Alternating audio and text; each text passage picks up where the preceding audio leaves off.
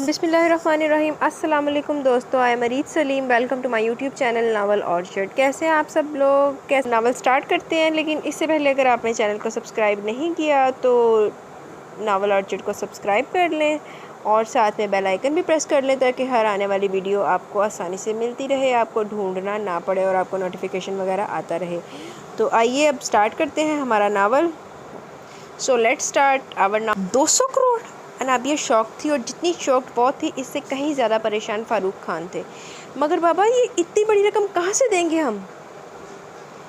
बेटा हाँ बेटा, रकम तो बड़ी है और मोहलत भी 1 हफ़्ते की है, तो आप बैंक से लोन ले लें और फिर मेरे पास जो गोल्ड और ज्वेलरी है वो किस काम आएगी। इससे अपने अजीज़ जान बाबा की परेशान सूरत हाल देखी नहीं जा रही थी। इसका बस नहीं चल रहा था कि क्या कुछ कर दे। मेरा बच्चा, तुम्हारा बाप इतना बेगैरत नहीं है कि अपना कर्ज चुकाने के लिए अपनी बेटी का जेवर बेच दे। इन्होंने अनाबिया के सर पर दस्ते शफ़क़त से हाथ रखा था, मगर इनकी बेबसी अनाबिया से छुपी नहीं रह सकी। ऐसा क्यों बोल रहे हैं आप? जो चीज़ मेरे प्यारे बाबा के काम ना आए वो मेरे लिए बेकार है। इसने इनका कमज़ोर हाथ अपने हाथों में थाम लिया। फिर इस टॉपिक को फ़िलहाल छोड़ो और ज़रा परेशान मत हो, ये मेरा हेडेक है, मैं खुद ही हैंडल कर लूँगा। नहीं बाबा, ये आपका हेडेक नहीं है, मुझे बहुत फ़िक्र लगी है और मैं आपको अपना सारा जेवर ला कर दूँगी। अगर आपने नहीं लिए तो मैं खुद ज्वेलर के पास जाकर सेल कर दूँगी। अरे, मुझे तो आज पता चला कि मेरी बेटी बड़ी हो गई है। इन्होंने इसके सर पर हल्की सी चपत लगाई थी। जी हाँ बाबा, अब मैं बड़ी हो गई हूँ और अब से मैं आपके बिज़नेस में हाथ भी बटाऊँगी। ओके ओके, मगर अभी तो मुझे बहुत भूख लगी है। खाना मिलेगा या आज भूखा सोना पड़ेगा? ओह सॉरी बाबा, मैं अब तो बिल्कुल ही भूल गई थी, अभी लगवाती हूँ। वो फ़ौरन किचन की तरफ भागी थी। दरअसल इसे 200 करोड़ के टॉपिक से हटाना था, इसका ध्यान बटाना था जिसमें वो कामयाब भी रहे थे। बिज़नेस में इन्हें बहुत नुकसान पहुंचा था। बिज़नेस तकरीबन सारा ही खसारे में चला गया। इनके बिज़नेस पार्टनर सरमद असफ़हानी के 200 करोड़ रुपए इनके बिज़नेस में लगे थे, जिसका सरमद असफ़हानी अब तकाज़ा कर रहा था। समझ नहीं आ रहा था कि कैसे इतना भारी कर्जा उतारेंगे। 1 माह हो गया था यही सोचते सोचते कि इतनी बड़ी रकम कहाँ से लाएं। सरमद असफ़हानी से इन्हें ऐसी उम्मीद कतई नहीं थी। आखिर वो धोखा कहाँ हुआ?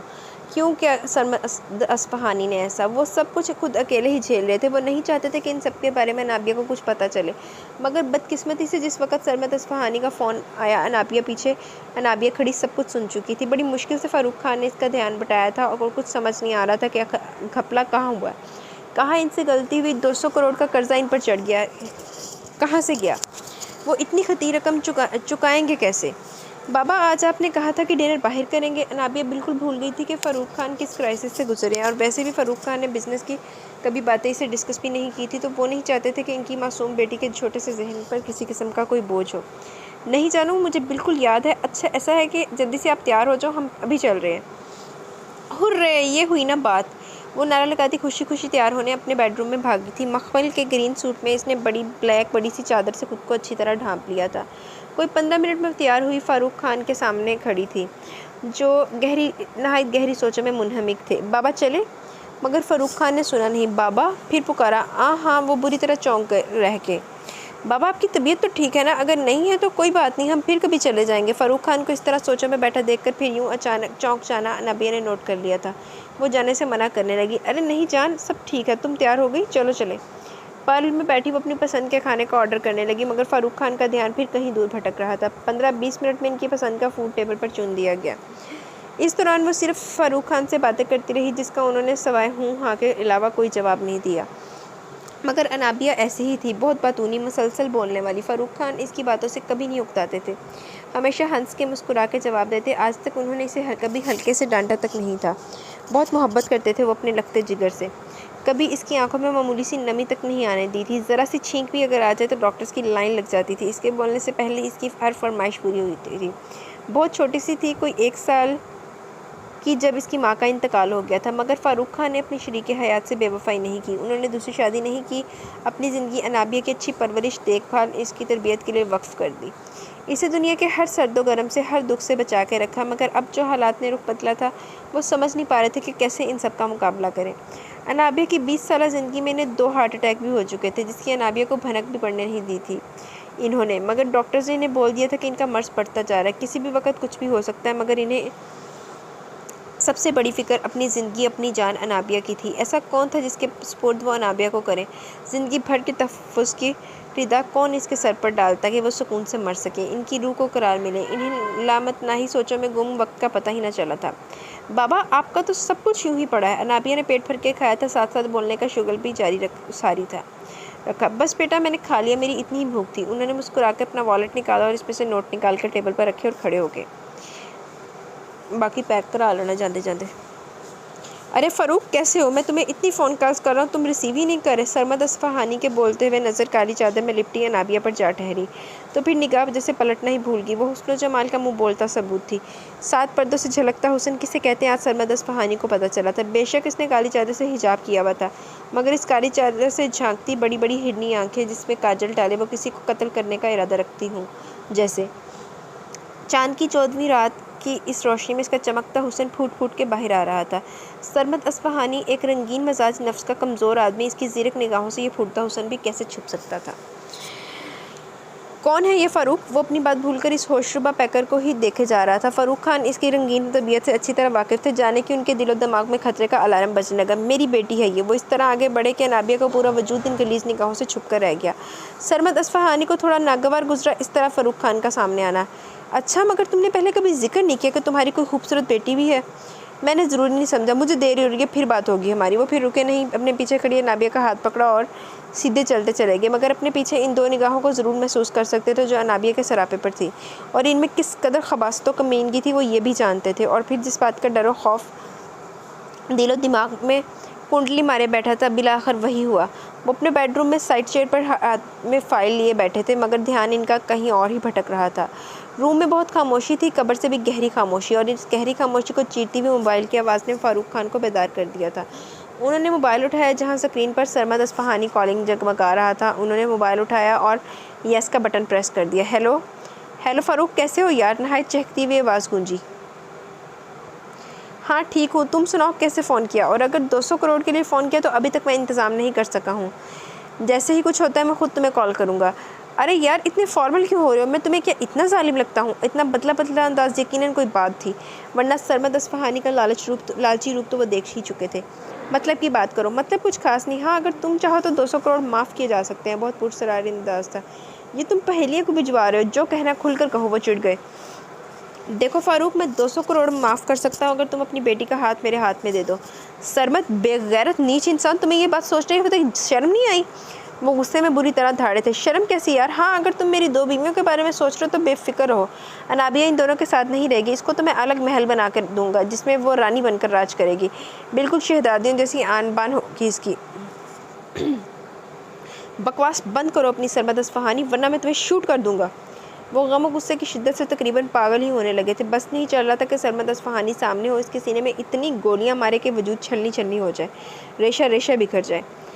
اتنی ہمت ہے تم میں؟ خیر یہ تو بات کی بات ہے، میں نے تو سوچ بھی لیا ہے، تمہیں میں نے بہت مہلت دے دی ہے، مگر اب نہیں۔ ٹھیک آدھے گھنٹے کے اندر میرے آدمی آ رہے ہیں انابیہ کو لینے، جب 200 کروڑ دے دو تو اپنی بیٹی کو لے جانا۔ سرمد اصفہانی کا انداز بالکل چینج ہو چکا تھا۔ فاروق خان کے دل میں بہت زور کا درد اٹھا، وہ بہت زور سے چیخے تھے۔ سرکار کوئی سید ابتہاج عالم آپ سے ملنے آئے ہیں۔ اس دوران ملازم اندر داخل ہوا، مگر اندر کے منظر نے اس کے ہوش و حواس گم کر دیے۔ وہ الٹے قدموں واپس بھاگا۔ اسے ہوش آ گیا تھا۔ دھیرے دھیرے وہ خوفزدہ ہرنی آنکھیں واہ ہونے لگی۔ اس کا وجود کسی نرم و گرم شے پہ جیسے بے جان تھا۔ ذہن کی سکرین اس وقت بالکل سیاہ تھی، آنکھوں سے ہر منظر مٹ چکا تھا۔ اسے کچھ بھی یاد نہیں آ رہا تھا کہ اس کے بے ہوش ہونے سے پہلے کیا کیا ہوا تھا۔ دھندلا سا صرف یہ یاد آ رہا تھا کہ وہ بیڈ پر نیم دراز کوئی ناول پڑھ رہی تھی کہ 2 افراد اس کے بیڈ روم میں بغیر نوک کے انٹر ہوئے۔ دونوں ہی بہت جلدی میں تھے۔ ایک نے جلدی سے اس کے کچھ بھی کرنے سے پہلے کوئی شے اس کی ناک پر رکھ دی، جس سے روم کی ہر شے گھومتی ہوئی اپنا اثر کھوتی چلی گئی۔ آنکھوں میں مکمل اندھیرا چھاتا چلا گیا، اور اس کے بعد کیا ہوا وہ کہاں تھی کچھ نہیں جانتی، مگر ایک بات اسے یاد آ رہی تھی کہ اس کی نیم بے ہوشی میں اس کا نکاح ضرور پڑھوایا گیا تھا۔ بس یہاں تک اسے یاد تھا، پھر اسے آگے ایک سوالیہ نشان اس کا منہ چڑھا رہا تھا۔ اپنے گھومتے سر کو تھامے وہ آہستگی سے اٹھی۔ اسے بے ہوش کر دینے والی دوا کا نشہ ابھی بھی اس کی نس نس میں گردش کر رہا تھا۔ بیک گراؤنڈ سے ٹیک لگائے تھوڑی دیر تک وہ آنکھیں موند گئی۔ سیاہ گھنیری پلکوں کو بمشکل اوپر اٹھایا۔ ان ہرنی آنکھوں میں اس قدر حیرت تھی، وہ کمرہ تھا یا کوئی محل؟ کیا تعریف کرتی وہ اس روم کی، اس قدر حسین، اتنا بڑا روم، اور روم میں موجود ہر شے اپنی مثال آپ تھی، ایک ایک چیز عمدہ والا۔ اس کا اندازہ وہ یوں لگا سکتی تھی کہ جیسا حسین اور مہنگا بنگلہ ان لوگوں کا تھا، اس کمرے کے مقابلے شاید وہ کچھ نہ ہو، مگر کسی کے ذوق کی وہ قائل ضرور ہو گئی تھی۔ یہ بیڈ روم جس کا بھی تھا، اس کی پسند بہت زبردست تھی۔ وہ کہاں ہے، یہاں کون لایا ہے اسے، اور سب سے بڑھ کر اس کے بابا۔ اپنے سر کو تھامے وہ اٹھی تھی۔ بابا کہاں ہے، مجھے کچھ یاد کیوں نہیں آ رہا، اف اللہ۔ پھر سے بری طرح چکر آیا تھا اور بہت زیادہ دیر وہ بیٹھ نہیں سکی، تو پھر سے سر تکیے پر گرا دیا۔ آنکھوں کے گرم سیال بہتے بہتے تکیے میں جذب ہونے لگے تھے، ایسا محسوس ہو رہا تھا جیسے پورے جسم میں درد ہو رہا ہے، ایک ایک جوڑ دکھ رہا ہے، شاید اسے بخار ہو رہا تھا، جلن کے مارے آنکھیں تک کھولی نہیں جا رہی تھی۔ سفید لٹھے کا شلوار کرتا، اس پر بھاری براؤن شال ڈالے، کرینے سے بال بنائے، مضبوط جسم کا مالک، لمبے چوڑے سے سید ابتہاج عالم کی شخصیت دیکھنے والوں کو آپ ہی مؤدب کر دیتی تھی۔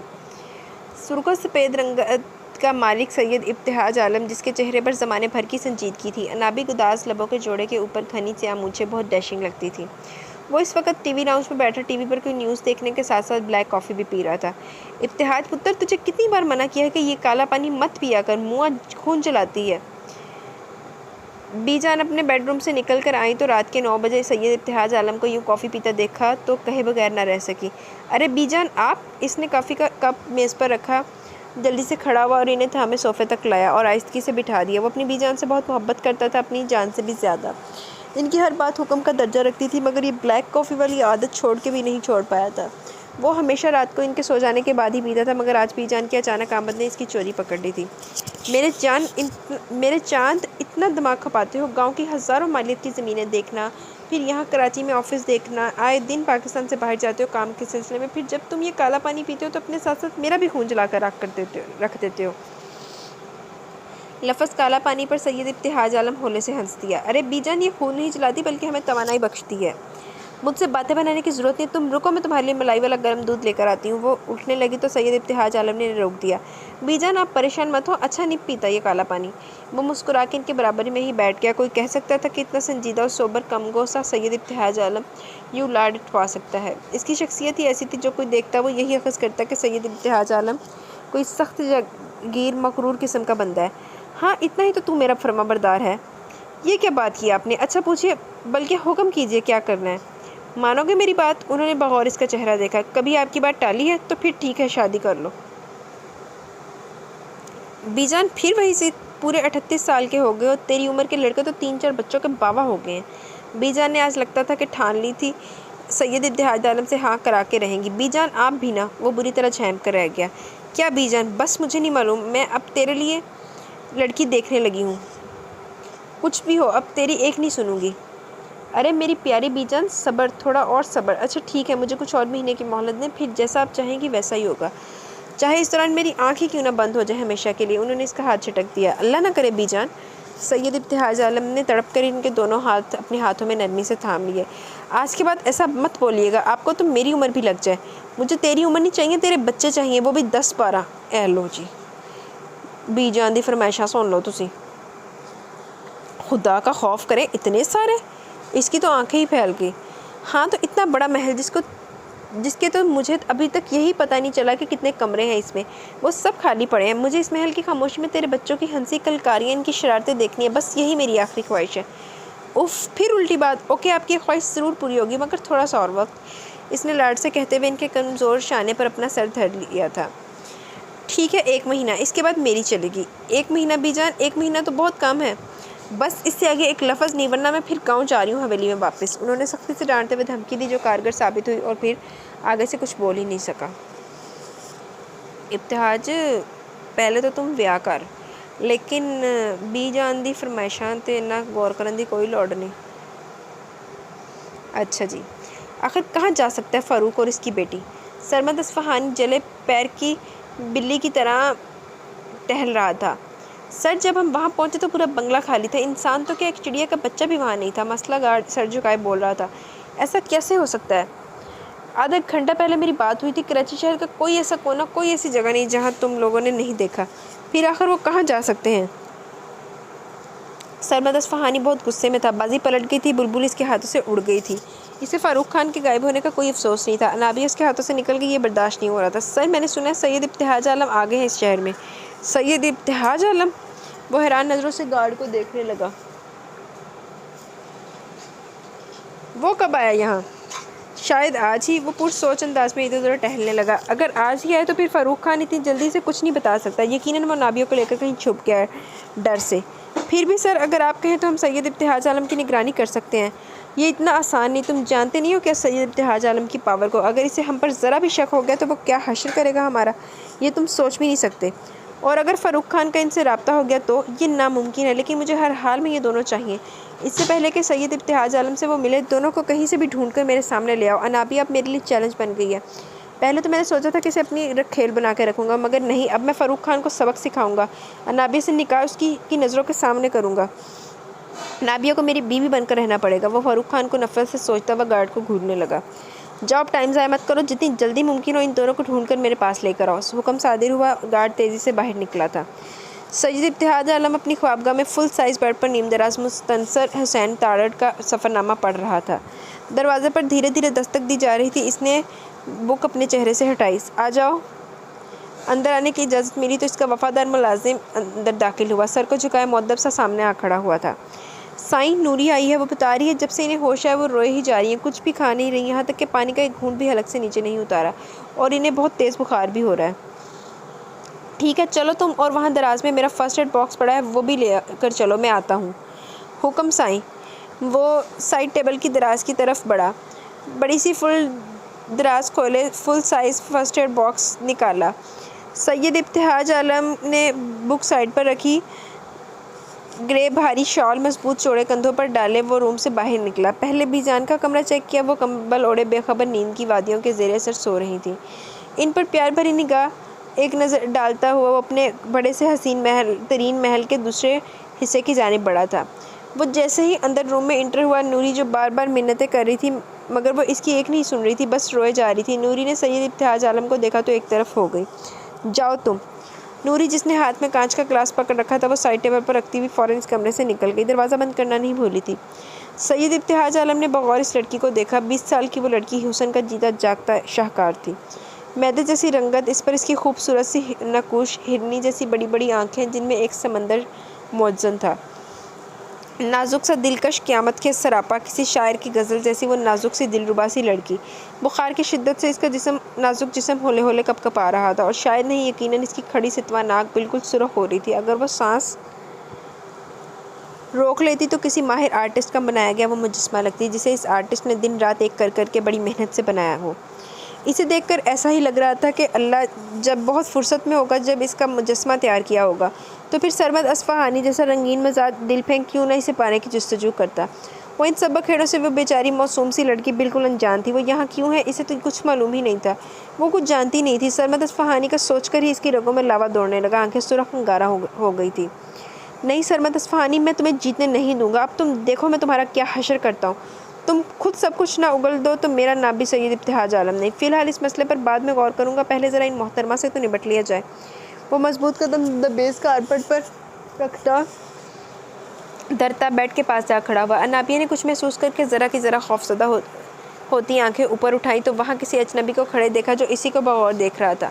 انابیہ نے اس روم میں صرف اب تک ایک عورت کو ہی دیکھا تھا، کسی مرد کو نہیں دیکھا تھا، تو پھر یہ کون تھا؟ جی تو محترمہ، آپ نے کل کیا پوری گائے کھا لی تھی جو کل سے کھانے کے لیے پریشان کر رہی ہیں؟ گھمبیر لب و لہجے میں کہتا وہ وہیں بیڈ پر بیٹھ گیا۔ انابیہ آج تک کسی نامحرم کے سامنے نہیں آئی تھی بغیر حجاب کے، تو پھر اتنی بے پردگی؟ وہ فوراً سے پیشتر وہاں اس بیڈ سے دوسری سائڈ سے اترنے لگی کہ اس کی مخروطی نازک کلائی سید ابتہاج عالم کی مضبوط ہتھیلی میں قید ہو کر رہ گئی۔ انابیہ نے نہایت بے بسی سے اسے دیکھا اور اپنی مخروطی گوری کلائی اس کی مضبوط گرپ سے آزاد کروانے کی مزاحمت کی، جو کہ ناکام ثابت ہوئی۔ میں نے تم سے کچھ پوچھا ہے؟ لب و لہجے میں معمولی سی سختی در آئی۔ کون ہیں آپ؟ چھوڑے میرا ہاتھ، بابا کہاں ہے میرے؟ بس روانی سے ان ہرنی آنکھوں سے پانی بہہ جا رہا تھا۔ ان سب کو چھوڑو، پہلے تو مجھے اپنا چیک اپ کرواؤ، پھر دیکھتے ہیں کیا کرنا چاہیے۔ سید ابتہاج عالم کے ایک ہاتھ میں اس کی کلائی تھی جسے چھڑانے کی وہ جی جان سے کوشش کر رہی تھی، اور دوسرے ہاتھ سے اس نے فرسٹ ایڈ باکس کھولا، اس میں سے تھرمامیٹر اسٹیتھوسکوپ نکالا، مگر وہ چیک کرنے کہاں دے رہی تھی، بری طرح روتے ہوئے اپنی کلائی کھینچ رہی تھی۔ چپ! سید ابتہاج عالم نے بری طرح اسے ڈانٹا تھا۔ بالکل چپ! اب ایک آواز بھی نہیں نکلنی چاہیے ورنہ مجھ سے برا کوئی نہیں ہوگا۔ انابیہ تو بری طرح ڈر کر رہ گئی، دل کی دھڑکن سوا ہو گئی، آنکھوں سے آنسو بہنا بند ہو گئے، شگرفی لب آپس میں یوں جڑ گئے جیسے اب کھلیں گے ہی نہیں۔ سید ابتہاج عالم نے پوری طرح اس کا چیک اپ کر لیا تو 102 بخار تھا۔ سید ابتہاج عالم نے جب اس کے چہرے کی جانب نظر اٹھائی تو اس کی رنگت لٹھے کی طرح سفید ہو گئی تھی، آنکھیں خوف و ہراس سے پھٹی ہوئی تھی، سانس جیسے اگر نہ لی تو وہ کہیں مر ہی نہ جائے۔ صحیح معنوں میں گڑبڑانے کی باری اب اس کی تھی۔ ابتہاج، میں نے آج تک اپنی پھولوں جیسی بیٹی کو ہلکا سا ڈانٹا نہیں، بہت نازوں سے پالا میں نے انابیہ کو۔ سید ابتہاج عالم کے کانوں میں فاروق خان کا یہ جملہ پورے زور و شور سے گونجا۔ او گاڈ! وہ سب کچھ چھوڑ کے آگے بڑھا۔ انابیہ، انابیہ! اس کا سفید پڑتا رخسار تھپ تھپایا مگر دیر ہو گئی تھی۔ وہ بے ہوش ہو کر اس کی بھاؤں میں جھول گئی۔ انابیہ صاحبہ تے بہت ہی کوئی نازک مزاج ہے، تھاڈے انہیں صرف ڈانٹیا تے بے ہوش ہو گئی۔ سید ابتہاج عالم نے جھک کر اس نازک پیکر کو آہستگی سے بیڈ پر لٹا دیا اور ایک بار پھر سٹیتھوسکوپ سے اس کے دل کی دھڑکنوں کو چیک کرنے لگا جو بہت سست روی سے چل رہی تھی۔ انابیہ! اس نے انابیہ کے چہرے پر جھک کر نہایت نرمی سے اس کو پکارا۔ سید ابتہاج عالم نے ایک ٹھنڈی سانس خارج کی اور بغور اس کا چہرہ دیکھا جس کی رنگت اب معمول پر آنے لگی تھی۔ تو سید ابتہاج عالم، اب تم پر یہ وقت بھی آ گیا ہے کہ کسی پری وش کے ناز و نخرے اٹھاؤ۔ اس نے مسکراتے ہوئے خود سے کہتے ہوئے اس کا چہرہ دیکھا اور کھڑا ہو گیا، اس کے ہوش میں آنے کا انتظار کرنے لگا۔ آج ایک ہفتہ ہو گیا تھا، بی جان نوٹ کر رہی تھی کہ سید ابتہاج عالم کی معمول زندگی میں کچھ بدلاؤ آ رہا تھا۔ ان کے فرائض و خدمت میں کوتاہی تو نہیں برت رہا تھا مگر ایسا محسوس ہو رہا تھا جیسے کوئی دوسری ذمہ داری بھی جیسے وہ نبھا رہا ہے، اور وہ کیا ہے؟ ایک سوالیہ نشان ان کی بڑی آنکھوں کے گرد گھومتا رہتا۔ اللہ بخش! جی مالکانی حکم؟ یہ ابتہاج کہاں ہے؟ جی سائیں، محل کے دوسرے حصے میں۔ کیوں؟ جی وہ لگتا تھا کہ وہ برا پھنسا۔ اب کیا جواب دیتا؟ بی جان کی جہاں دیدہ نگاہوں سے کدھر گیا؟ اس کا ہکلانا گھبرانا چھپا نہ رہ سکا۔ اللہ بخش! میں نے پوچھا تیرا سائیں وہاں کیوں ہے اور کیا ہو رہا ہے وہاں؟ وہ سختی سے بولتی ہوئی کھڑی ہو گئی۔ کچھ تو بھی تو نہیں۔ آگے کھائی پیچھے کنواں والا حساب تھا اس کے ساتھ اس وقت۔ پہلے تو مجھے شک تھا مگر اب یقین ہو گیا تجھے اس طرح گھبراتے دیکھ کر۔ کچھ تو ہو رہا ہے محل کے اس حصے میں، مجھے جانا ہی پڑے گا، دیکھوں تو صحیح آخر کیا ہو رہا ہے وہاں۔ وہ مالکانی جی میری بات سنیے۔ وہ صحیح معنوں میں گھبرا کے رہ گیا۔ ہٹ میرے راستے سے! انہوں نے اسے بری طرح جھڑک دیا اور آگے بڑھنے لگی۔ وہ کچھ بھی سنے بغیر محل کے دوسرے حصے کی طرف بڑھی جہاں تک کہ اللہ بخش کو اتنی مہلت بھی نہیں دی کہ وہ جلدی سے فون ہی کر دیتا سید ابتہاج عالم کو۔ بی جان نے بغیر نوک کیے دروازے کو دھڑ سے کھولا تو سامنے کے منظر نے ان کو پوری طرح آنکھیں کھول کے رکھ دی۔ وہ لڑکی جو کوئی بھی تھی کم عمر ہونے کے ساتھ ساتھ اس قدر حسین تھی کہ دیکھنے والا اس کے حسن کو سراہے بغیر اور اللہ کی تعریف کیے بغیر نہ رہ سکتا۔ وہ بیڈ پر نگاہیں جھکائے بیٹھی تھی۔ بیڈ کے پاس سید ابتہاج عالم جس کے ہاتھ میں اورنج جوس تھا وہ اس کو تھمانے کی کوشش کر رہا تھا۔ بی جان کو جانے کیا ہوا، کیوں ان کے دل کو ناگوار گزرا؟ ان کا بیٹا یہ بھی کر سکتا ہے جس بیٹے پر وہ بہت مان تھا، جو ان کا فخر اور ان کا غرور تھا، کیا وہ ایسا بھی کرے گا؟ نہ دل مان رہا تھا نہ دماغ اس بات کو تسلیم کر رہا تھا، مگر ان آنکھوں کا کیا کرتی جو اس سے یہ حقیقت دیکھ رہی تھی۔ سید ابتہاج عالم نے دروازہ اس طرح کھولے جانے پر پیچھے پلٹ کر دیکھا تو اس کے 14 طبق روشن ہو گئے۔ بی جان! اس نے گلاس ٹیبل پر رکھا اور بی جان کی سمت بڑھا۔ مت کہو مجھے بی جان! ابتہاج، مجھے تجھ سے یہ امید نہیں تھی، تو ایسی حرکت بھی کر سکتا ہے؟ کیا کمی رہ گئی تھی میری تربیت میں؟ کون سی کوتاہی ہوئی ہے میری پرورش میں؟ بی جان نے اس کا بڑھتا ہوا ہاتھ بری طرح جھٹکا تھا۔ بی جان پلیز میری بات تو سنیے۔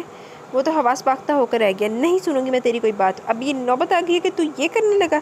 بی جان پلیز! وہ تو تڑپ کے رہ گیا اس الزام پر۔ نفس قابو میں نہ رہا تو اب یہ کام کرنے لگا ہے تو؟ جب ہی میں سوچوں کہ شادی سے کیوں انکاری ہے۔ بول، اور کتنی رکھی ہیں اس محل میں؟ میں بوڑھی جان، تو نے سوچا ایک کمرے میں پڑی رہوں گی اور تو یہاں عیاشی کرتا پھرے گا؟ یہ بہت بڑا محل ہے، میں کیا جانوں یہاں اور کتنی ہوں گی؟ وہ نان سٹاپ بولے چلی جا رہی تھی۔ سید ابتہاج عالم کو موقع ہی نہیں دے رہی تھی۔ ان کا ایک ایک لفظ اس کی ذات پر تازیانے کی طرح لگ رہا تھا، اس کے وجود کے پرخچے اڑا رہا تھا۔ بی جان بس، بہت ہو گیا۔ یہ جو لڑکی آپ دیکھ رہی ہیں یہ کوئی اور نہیں، میری منکوہ ہے، نکاح کیا ہے میں نے اس سے۔ وہ پل بھر کے لیے خاموش رہا۔ بی جان، آج آپ نے مجھے میری ہی نظروں میں بری طرح گرا دیا۔ دکھ و تعصب سے انہیں دیکھتا وہ پھر رکا نہیں، کمرے سے نکلتا چلا گیا۔ بی جان تو ہونک سی ہو کر رہ گئی۔ یہ کیا ہو گیا تھا انہیں؟ اپنے عزیز جان بیٹے کا دل کتنی بری طرح دکھایا تھا انہوں نے، بالکل بے یقین کر دیا تھا پل بھر میں۔ اس کے لب و لہجے سے نکلتے تکلیف کے الفاظ کرچیوں میں بکھرتے ان کے دل کے ہزاروں ٹکڑے کرتے چلے گئے۔ انہوں نے نظر اٹھا کے بیڈ کی سمت دیکھا جہاں وہ ہوشربا حسن کی ملکہ انہیں ہی ٹکر ٹکر بڑی معصومیت سے دیکھ رہی تھی۔ بی جان بھی تو نان سٹاپ گڈی چلائی آ کے، بندہ پوچھے تو سی انہوں صفائی دا موقع تو دیو ابتہاج نو، کچھ پوچھ لو، کچھ دس لو، لیکن بی جان نے تے آندے ہی سٹارٹ ہو گئی۔ اچھا جی۔ साहब को इब्तिहाज आलम आए हैं। मुलाजिम ने अंदर आकर इन्हें देखा तो वो चकरा के रह गया। फ़ारूक खान की रंगत हल्दी की मानद जर्द पड़ गई। वो दिल पर हाथ रख के बेड पर बैठते चले गए। वो उल्टे कदमों भागा और सेकंडों में इब्तिहाज आलम अंदर दाखिल हुआ। इनकी समझ में कुछ नहीं आया। फ़ारूक खान का मोबाइल उठाया और रिकॉर्डर का बटन ऑन करके फ़ारूक खान और सरमद अस्फ़हानी के माबैन सारी गुफ्तगू सुन ली। गुस्से से इसका पारा पूरी तरह हाई हो गया, मगर ये वक्त जोश का नहीं, होश से काम लेने का था। अल्लाह बख्श जी साईं। वो तो हुक्म का गुलाम था, पलक झपकते हाजिर हुआ था। जल्दी से फ़ारूक साहब को उठाओ, गाड़ी में डालो, रहीम यार को फ़ोन करो, इसे बोलो मेरा हेलीकॉप्टर तैयार करें, हमें इस्लामाबाद के लिए अभी रवाना होना है। ये बोलता वो अनाबिया के बेडरूम में दाखिल हुआ। ये भी नहीं देखा कि वो किस हालत में होगी। इसे 10 मिनट के अंदर अंदर यहाँ से निकलना था। वो बेड पर बगैर दुपट्टे के सो रही थी। सैयद इब्तिहाज आलम ने ब्लैंकेट तेज़ी से खींचा और एक साइड में फेंकते हुए इस नाजुक अंदाम पैकर को अपने मजबूत आहनी बाजुओं में उठा लिया। अनाबिया अचानक अफ्ताद के लिए कतई तौर पर तैयार नहीं थी। ये क्या हुआ इसके साथ? वो कुछ नहीं जानती। पट से आंखें खोली तो खुद को किसी की बाहों में पाया। कौन हो तुम? छोड़ो मुझे। कहाँ ले जा रहे हो? बाबा बाबा। वो हाथ पैर चलाने के साथ साथ चीख भी रही थी, मगर सैयद इब्तिहाज जैसे शख्स पर क्या असर हो सकता था। इसे लाकर अपनी पजारों में डाल दिया। क्या कर रहे हो? कहाँ ले जा रहे हो मुझे? दरवाज़ा खोलो, मैं कहती हूँ दरवाज़ा खोलो। बाबा कहाँ हैं आप? पहले इसको खामोश करवाओ। अल्लाह बख्श ने रुमाल में बेहोश होने वाली दवा डाली और वो रुमाल इसकी नाक पर रखा। चंद ही लम्हे में वो गनूदगी में चली गई। पूरे घर में बस एक ही मुलाजिम था, इसे पैसे देकर गाँव भेज दिया गया। फ़ारूक साहब को रहीम यार दूसरी गाड़ी में ले गया और इस वक्त हेलीकॉप्टर में आपका इंतज़ार कर रहा है। अल्लाह बख्श ने कहा। ओके जल्दी चलो। कुछ ही घंटों में वो सब इस्लामाबाद में अस्पताल में मौजूद थे। अब कैसी तबीयत है फ़ारूक साहब की आपकी? सैयद इब्तिहाज आलम छुपकर इनसे पूछने लगा। तबीयत ठीक नहीं मेरी इब्तिहाज। मेरी बेटी कहाँ है? न कहा तो कमज़ोरी से आवाज़ ठीक नहीं निकल रही थी इनकी। फ़िक्र मत करें, वो सही सलामत है। इब्तिहाज सरमद अस्फ़हानी बहुत शातिर और चालाक निकला। इसने धोखा दिया मुझे। मैं सब कुछ जानता हूँ, सब कुछ मेरे इल्म में। सरमद अस्फ़हानी की फितरत से मैं बहुत पहले से आगाह हो चुका था, मगर अब जो हो गया सो हो गया। सरमद अस्फ़हानी को 200 करोड़ आपको देने पड़ेंगे। इब्तिहाज, इसकी नज़र मेरी बेटी पर है। मुझे लगता है मेरे पास बहुत कम टाइम है। मेरी तुमसे एक रिक्वेस्ट है, मेरी बेटी को तुम अपने निकाह में ले लो, क्योंकि मुझे तुम्हारे अलावा किसी पर भी भरोसा नहीं। एक मजबूत साहिबा मेरी बेटी के लिए तुमसे बेहतर कोई नहीं होगा।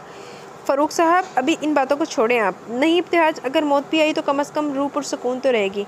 और फिर इनकी मंशा के मुताबिक अनाबिया फ़ारूक से अनाबिया इब्तिहाज बना दी गई। वाओ, अच्छा जी।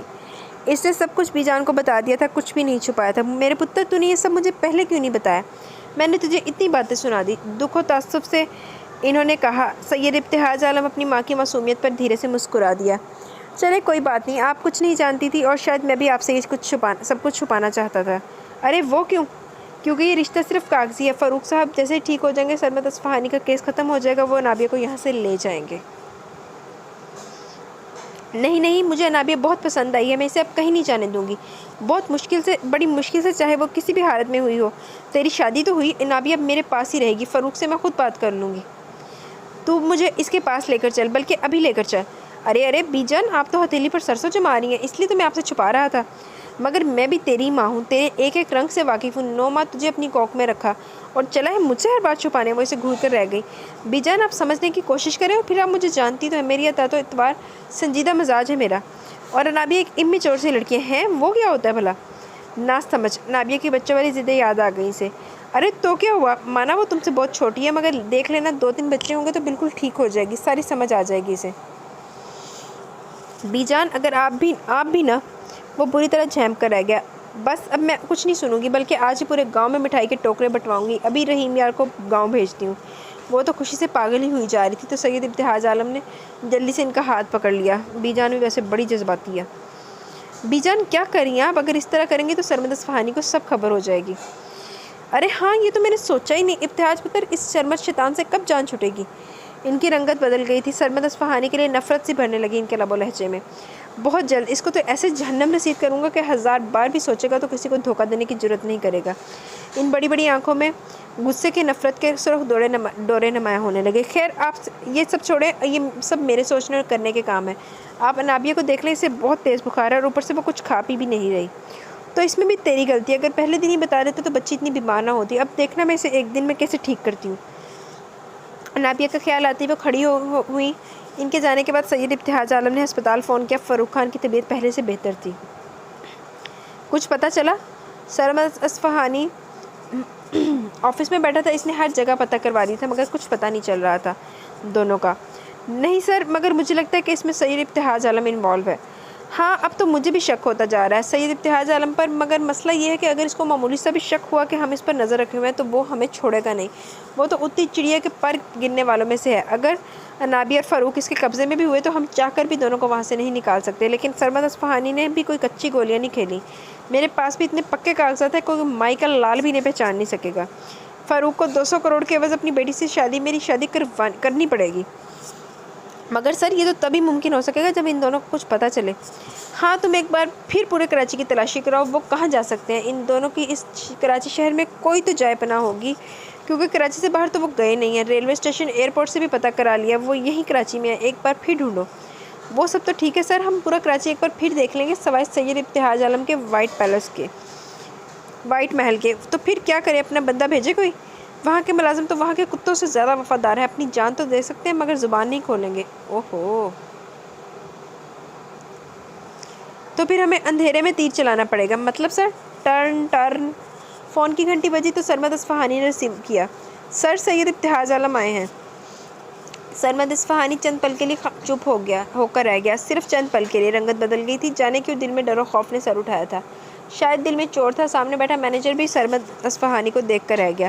سر are you all right? Manager فکر مندی سے بولا۔ سرمد اصفہانی نے چونک کر پہلے مینیجر کو دیکھا، پھر سیکرٹری سے کہا تم انہیں اندر بھیج دو۔ سید ابتہاج عالم آیا، چلو اندھیرے میں تیر چلانے کا وقت آ گیا۔ اس نے جلدی سے خود پر کنٹرول کر لیا، آج آمنا سامنا ہو گیا تھا۔ دروازہ کھولے، سید ابتہاج عالم مضبوط قدموں سے چلتا ہوا چیئر پر بالکل سرمد اصفہانی کے سامنے بیٹھا تھا۔ گرے کلف لگے کاٹن کی شلوار قمیض پر براؤن بھاری شال چوڑے کندھے پر ڈالے، وہ سرمد اصفہانی کو بغور دیکھ رہا تھا۔ سرمد اصفہانی اس کی باروک شخصیت کے آگے بہت چھوٹا لگ رہا تھا، مگر وہ پھر بھی ہار ماننے کو تیار نہیں تھا۔ اور سناؤ سرمد اصفہانی، کیا حال ہے؟ سنا ہے اب کی بار بہت اونچا اڑ رہے ہو۔ میری چھوڑو، میں تو جو کر رہا ہوں سب کے سامنے کر رہا ہوں، مگر تم نے تو بازی ہی مار لی۔ لیکن اگر تم سوچ رہے ہو کہ تم جیت جاؤ گے تو میں ایسا ہونے نہیں دوں گا۔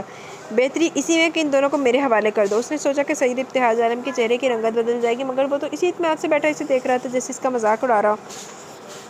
اگر تم نے اندھیرے میں تیر چلایا ہے تو تمہاری اطلاع کے لیے عرض ہے کہ تمہارا تیر رائے گا نہیں گیا۔ فاروق خان اور انابیہ میرے ہی پاس ہیں، اور یہ جو تم نے 200 کروڑ کا فراڈ کیا ہے، بہتری اسی میں ہے کہ شرافت کے دائرے میں آ کر سب کلیئر کر دو، ورنہ تمہیں دھوکہ دہی کے الزام میں نہ صرف سلاخوں کے پیچھے رہنا پڑے گا، ساری زندگی بلکہ ڈبل قیمت بھی ادا کرنا ہوگی۔ فاروق خان کو تم مجھے دھمکی دے رہے ہو؟ یہ تو تم بھی اچھی طرح جانتے ہو کہ میں دھمکیوں جیسی چھوٹی حرکتیں نہیں کرتا، سیدھا عمل پر یقین رکھتا ہوں، اور ابھی تمہیں صرف سمجھانے آیا ہوں۔ آرام سے سمجھ جاؤ تو ٹھیک، ورنہ پھر تم نہیں چاہو گے کہ میں کسی قسم کی کوئی زحمت کروں۔ چند لمحے کے لیے سرمد اصفہانی نے سید ابتہاج عالم کو بغور دیکھا۔ دل میں ایک ڈر نے سر اٹھایا جس کا سرمد اصفہانی نے بڑی بے دردی سے سر کچل دیا۔ دیکھو ابتہاج عالم، یہ تمہارا معاملہ نہیں، تم اس معاملے سے دور رہو، اور میرے پاس ثبوت ہیں، وہ سارے کاغذات بھی ہیں جن پر فاروق خان کے دستخط ہیں۔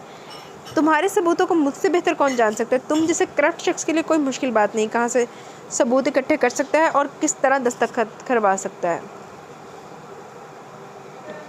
مگر میں نے فاروق کے سامنے چوائس رکھی تھی۔ تمہاری چوائس تمہاری سوچ کی طرح گھٹیا سرمد اصفہانی۔ چلو میں نے صرف گھٹیا سوچی ہے، مگر تم نے تو اس پر عمل بھی کر لیا۔ سرمد اصفہانی طنزیہ ہنستے ہوئے انابیہ کی طرف اشارہ کرنے لگا۔ اس کا اشارہ تو وہ بہت اچھی طرح سمجھ گیا تھا۔ ہاں سید ابتہاج عالم، اگر تم چاہو تو ہمارے بیچ ڈیل ہو سکتی ہے۔ اتنے دن انابیہ کو تم نے اپنے پاس رکھا ہے، اندازہ تو ہو گیا ہوگا کہ وہ کس قدر حسین ہے۔ اس کا نوخیز حسن کسی بھی آبدوزاہد کے ہوش و حواس گم کر سکتا ہے۔ تم اور میں تو ایک عام سے انسان ہیں۔ بہت کمینگی تھی اس کے چہرے پر۔ پہلی بات تو یہ کہ مجھے اپنے جیسے گھٹیا شخص کے ساتھ ملا کر گالی مت دو۔ میں تمہاری طرح نفس کا غلام نہیں ہوں، اپنے نفس کے گھوڑوں پر قابو کرنا آتا ہے۔ اور دوسری بات، جس لڑکی کے بارے میں تم نے ابھی فضول کوئی گفتگو کی ہے تو یہ آخری بات ہے۔ آئندہ اس کے بارے میں بولنا تو درست سوچنے کی غلطی بھی مت کرنا، کیونکہ انابیہ اب میرے نکاح میں ہے، میری عزت و آبرو ہے، اور یہ تو تم بھی اچھی طرح جانتے ہو کہ ہمارے خاندان کی طرف میلی آنکھ اٹھانے والوں کا ہم کیا حشر کرتے ہیں۔ یہ باتیں تو سرمد اصفہانی ہار گیا تھا۔ انابیہ اس کے ہاتھ سے نکل گئی تھی۔ یہ سوچ کر ہی سرمد اصفہانی کو اپنی بے وقوفی، اپنے دیر ہو جانے پر جیب بھر کے افسوس ہوا۔ کاش کہ وہ اسی دن انابیہ کو اٹھوا لیتا جس دن پہلی بار اسے دیکھا تھا۔ سرمد اصفہانی کے چہرے پر آتے جاتے رنگوں کا سید ابتہاج عالم نے بغور جائزہ لیا۔ سرمد اصفہانی نے سید ابتہاج عالم کو دیکھا، اس کی باتوں پر ایک لمحے کے لیے سہم بھی گیا تھا، مگر اپنی شیطانی سوچوں پر بند نہیں باندھ سکتا تھا۔ پھر بھی بولتے ہو کہ تم نفس کے غلام نہیں ہو؟ میں نے کہا نا کہ آئندہ اس ٹاپک پر بات مت کرنا۔ اینی ویز یہاں میں تمہیں صرف سمجھانے کے مقصد سے آیا ہوں۔ تمہارے لیے بہتری اسی میں ہے کہ فاروق خان کے وہ 200 کروڑ کے شیئرز انہیں واپس کر دو، ورنہ جن ثبوتوں کی تم بات کر رہے ہو، کس طرح تم نے ہیر پھیر کی ہے، ان سب لوگوں کو آدھے گھنٹے میں تمہاری آفس میں تمہارے سامنے تمہارے خلاف کھڑا کر سکتا ہوں، مگر تھوڑی سی رائے دے رہا ہوں۔ تم مجھے ڈرا رہے ہو سید ابتہاج عالم؟ تم جو بھی سمجھ لو۔ تو ٹھیک ہے، میں بھی دیکھتا ہوں انابیہ تو مجھ سے بچ گئی، مگر 200 کروڑ ہاتھ سے نہیں جانے دوں گا۔ فاروق خان کو وہ پیسے مجھے واپس کرنے ہوں گے۔ سرمد اصفہانی غم و غصے کی شدت سے پاگل ہو رہا تھا، اس سے انابیہ کا ہاتھ سے نکل جانا برداشت نہیں ہو رہا تھا۔ اوکے سرمد اصفہانی، اب مجھے چلنا چاہیے، مگر میں تمہیں 2 دن کا ٹائم دے رہا ہوں، پھر اس کے بعد جو کارروائی کروں گا اس کا قصوروار یا ذمہ دار مجھے مت ٹھہرانا۔ سید ابتہاج عالم اپنی چیئر سے کھڑا ہو گیا۔ سرمد اصفہانی کو صرف گھور کر رہ گیا۔ سرمد اصفہانی، بچ جا، کر دے واپس پیسے، ہٹ جا اپنے کرتوتہ تو۔ لیکن مینوں لگا تھا جنی دیر تک تو ابتہاج کو چھتر پریڈ نہیں کرانی تینوں سکون نہیں ملنا۔ سید ابتہاج عالم کی بلیک پیجارو وائٹ محل کے بڑے پورچ میں آ کر رکی تھی، جہاں پہلے سے ہی ہر ماڈل کی 7-8 گاڑیاں کھڑی تھیں۔ اللہ بخش فوراً آگے بڑھا، گاڑی کا دروازہ کھولنے۔ رات کے 10 بج رہے تھے۔ وہ جیسے ہی اندر انٹر ہوا، نوری کسی چراغ کے جن کی طرح حاضر ہوئی۔ سائیں، کھانا گرم کر کے ٹیبل پر لگا دوں؟ بی جان نے کھا لیا؟ جی سائیں، انابیہ بی بی کے ساتھ کھا لیا تھا۔ ٹھیک ہے تم جاؤ۔ وہ آگے بڑھا۔ سائیں، کھانا نہیں رہنے دو، مجھے بھوک نہیں ہے۔ وہ بی جان کے بیڈ روم میں داخل ہوا۔ بی جان یقیناً سائڈ روم میں ہوں گی، کیونکہ یہ وقت ان کی عشاء کی نماز و وظائف کا تھا۔ ان کی نظر سیدھی بی جان کے فل سائز بیڈ پر پڑی، جہاں وہ ہوشربا بے پناہ حسن کی مالک نازک سی لڑکی سینے پر کمبل ڈالے بے خبر سو رہی تھی۔ جانے کے سوچ کر وہ آگے بڑھا اور اس کی سائڈ پہ بیٹھ گیا اور بغور اس کے چہرے کو تکتا چلا گیا۔ ابتہاج پتر، تیری ووٹی بہت خوبصورت ہے، ایسا لگتا ہے جنت کے میوے کھا کے جوان ہوئی ہے۔ بی جان کا جملہ اس کے کانوں میں گونجتا ہوا دل کے آر پار ہوا تھا۔ وہ اس قدر حسین ہے، اس کا نوخیز حسن کسی بھی عابد و زاہد کے ہوش و حواس گم کر سکتا ہے، اور میں تو ایک عام انسان، معمولی سے انسان ہوں۔ سرمد اصفہانی کا یہ جملہ اس کے اطراف زور و شور سے گونجا تھا۔ یہ وہ چہرہ تھا جسے نہ چاہتے ہوئے بھی سید ابتہاج عالم سوچنے پر مجبور ہو گیا، جو بڑے دھڑلے سے برے تمتراک کے ساتھ اس کے دل کی مسند پر براجمان ہو گیا تھا۔ بڑی بڑی آنکھیں جن میں اس نے ہمہ وقت ایک ڈر و خوف ہلکورے لیتے دیکھا تھا، پھر ایک سمندر موزن ہوتے دیکھا تھا، اور وہ قدرت کا کوئی کرشمہ ہی تو تھی جسے دیکھ کر خدا کی قدرت کی بے ساختہ تعریف دل سے ادا ہو۔ یقیناً جب وہ بہت فرصت میں ہوگا تبھی حسین شاہکار تیار کیا ہوگا، مگر بعض اوقات حسن بھی کتنا مہنگا پڑ جاتا ہے۔ انابیہ اپنے بے پناہ حسن سے انجان ہی تو تھی، وہ نہیں جانتی تھی کہ کیا کیا قیامتیں ٹوٹی ہیں اس کے بابا پر، خود اس کے اس بے پناہ حسن کی وجہ سے۔ اور اس کے حسن کی یہ خامی تھی یا خوبی کہ وہ حد درجہ سادہ اور معصوم تھی، اور جس نے سرمد اصفہانی جیسے رنگین مزاج انسان کو اٹریکٹ کیا، اسے پانے کے لیے وہ ایڑی چوٹی کا زور لگا رہا تھا۔ مگر میں ایسا نہیں ہونے دوں گا، انابیہ اور فاروق خان کو کوئی نقصان نہیں پہنچا سکتا۔ سید ابتہاج عالم کو ایسا لگا جیسے وہ سانس نہیں لے رہی ہو، اس کا وجود بالکل ساخت و جامد ہو گیا ہو۔ شاید یہ اس کا گمان تھا۔ وہ اس کو محسوس کرنے کے لیے تھوڑا سا اس کے چہرے کے قریب جھکا تھا، اس کی سانسیں محسوس کرنے کے لیے اپنا گال اس کے چہرے کے نزدیک کر لیا۔ کیا احساس تھا، کیسی گرمی سی تھی جو پوری شدت سے محسوس ہوئی تھی کہ اسی پل وہ ہرنی آنکھیں واہ ہوئی تھی۔ اس کی سمجھ سے بالاتر تھا یہ سب کچھ۔ وہ ایک جھٹکے سے جو اٹھی تو اس کے شگرفی لب جھکے ہوئے سید ابتہاج عالم کے گال سے مس ہوئے تھے۔ اس افتاد کے لیے دونوں قطعی طور پر تیار نہیں تھے۔ لمحوں میں یہ سب کیا ہوا تھا، کچھ سمجھ نہیں آیا۔ سید ابتہاج عالم نے نہایت سکون و اطمینان سے اسے دیکھا، جبکہ اس کی نسبت انابیہ کے دل کی دھڑکنیں اتنی زور سے شور کر رہی تھیں جیسے پسلیوں سے نکل کر ابھی باہر آ جائیں گی۔ چہرے کی رنگت میں گلال سا کھلنے لگا، پلکیں لرز کر رخسار پر ہی گری ہوئی تھیں۔ گھبراہٹ نے جیسے اس کے سندر مکھڑے کا احاطہ کیا ہوا تھا۔ سید ابتہاج عالم اس کے چہرے کی رنگت کو بغور دیکھتا ہوا کھڑا ہوا۔ بہت مضبوط اعصاب کا مالک تھا، وہ خود پر کنٹرول کرنا وہ اچھی طرح جانتا تھا، ورنہ انابیہ جیسے حسن کی مالکہ جیسے شرعی و قانونی رشتہ ہو، کیسے اس سے رات کے اس پہر نظر پھیر سکتا تھا۔ کیسی ہو؟ اب گمبھیر و باہری لب و لہجے میں کیے گئے سوال پر انابیہ نے گھنیری پلکیں بمشکل اوپر اٹھائیں۔ اس کی تو جیسے جان ہی نکل گئی ہو، بولنے و سننے کی صلاحیتیں مفلوج سی ہو گئی ہوں۔ سید ابتہاج عالم کو تو سوچ پڑھنے میں کمال حاصل تھا، لفافہ دیکھ کر ہی اس کے اندر کا مضمون جان لیتا تھا۔ وہ تو انابی گداز لبوں پر ایک دھیمی سی مسکراہٹ رینگی تھی، اور پھر بغیر کچھ اور کہے وہاں سے نکلتا چلا گیا۔ اس کے جانے کے بعد انابیہ نے اپنا رکا ہوا سانس بڑی مشکل سے بحال کیا۔ آرام سے وہ اٹھ کر بیٹھی تھی، اس کے کمرے سے جانے کی تصدیق کرنے کو اپنے اطراف دیکھا۔ جب یقین ہو گیا تو وہ بیڈ سے نیچے اتری اور جلدی سے جا کر دروازے کو لاک کر کے اسے ٹیک لگا کر دل پر ہاتھ رکھے ہلچل کرتی دھڑکنوں کو قابو کرنے کی صحیح کرنے لگی۔ سید ابتہاج عالم اپنے خوابگاہ میں انٹر ہوا تو دل میں ایک عجیب سا احساس تھا، آنکھوں میں ایک الگ ہی چمک تھی، انابی لبوں پر دلکش سی مسکراہٹ کھیل رہی تھی جسے وہ سمجھنے سے قاصر تھا۔ آج کی رات ہر رات سے مختلف رات تھی۔ وہ مضبوط قدم دھرتا ہوا قد آدم آئینے کے آگے کھڑا ہو گیا۔ سرمئی کلف لگے کاٹن کا کرتا شلوار، جس پر چوڑے شانے پر بھاری گریز شال رکھی تھی۔ اس نے آئینے میں بغور خود کو دیکھا۔ سرخ و سفید رنگ چہرے پر الگ ہی چمک تھی۔ سیاہ گھنی مونچھوں کے تلے کے نیچے انابی گداز لبوں پر کھیلتی دل فریب مسکراہٹ کیا کہانیاں سنا رہی تھی۔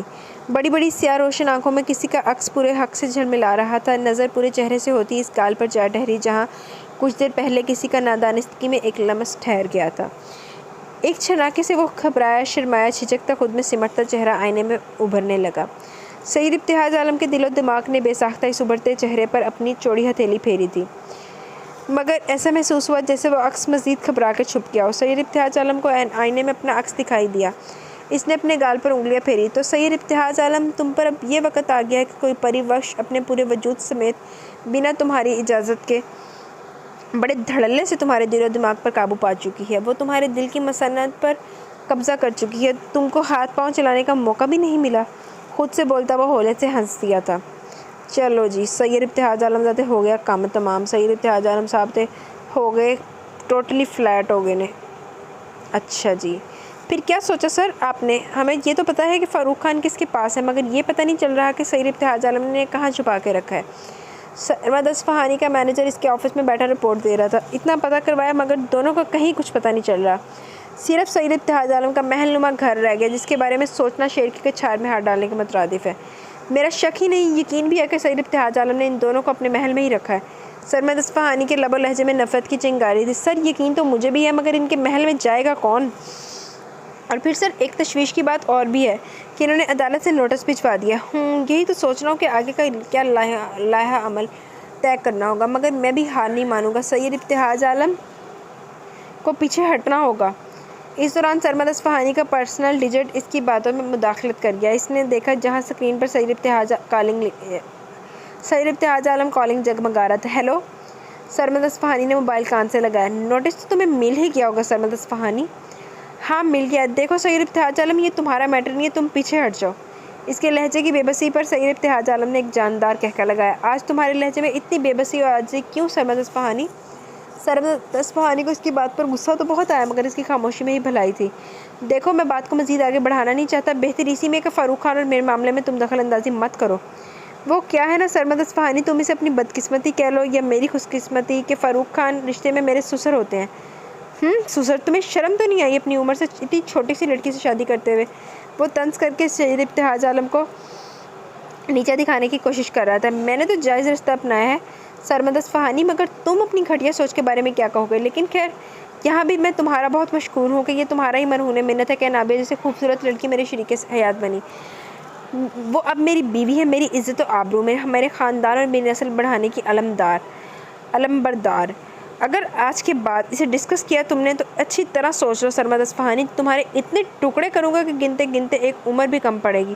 ہم سندھی وڈیرے ہیں، اپنی عزت پر آنکھ اٹھانے والوں کو آنکھیں نوچ لیا کرتے ہیں۔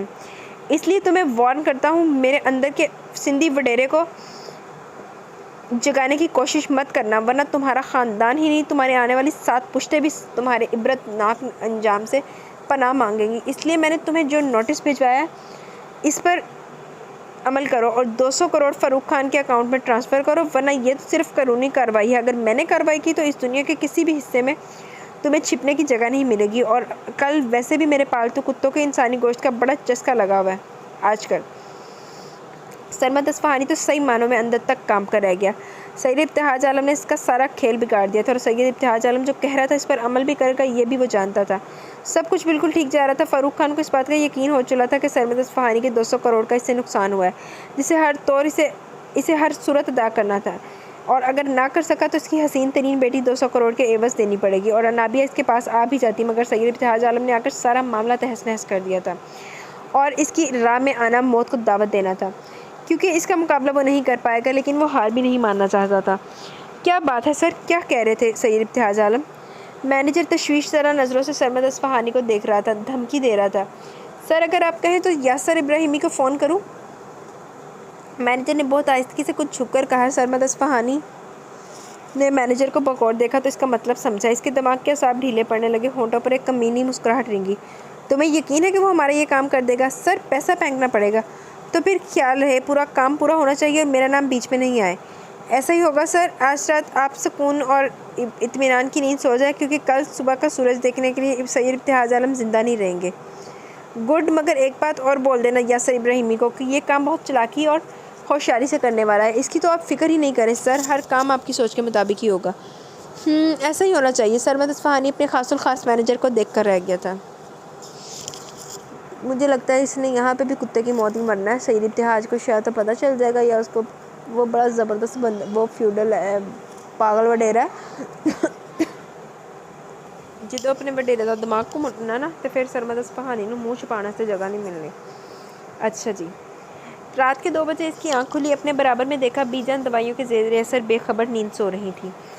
اس نے بہت احتیاط سے خود پر سے کمبل ہٹایا اور آہستگی سے بیڈ سے نیچے اتری، دبے پاؤں دروازے کی سمت بڑھی۔ زمین پر اتنا مہنگا دبیس قالین بچھا ہوا تھا کہ آدھا پنجہ جھنس جاتا، تو پھر چلنے کی آواز ہی پیدا نہیں ہو سکتی تھی۔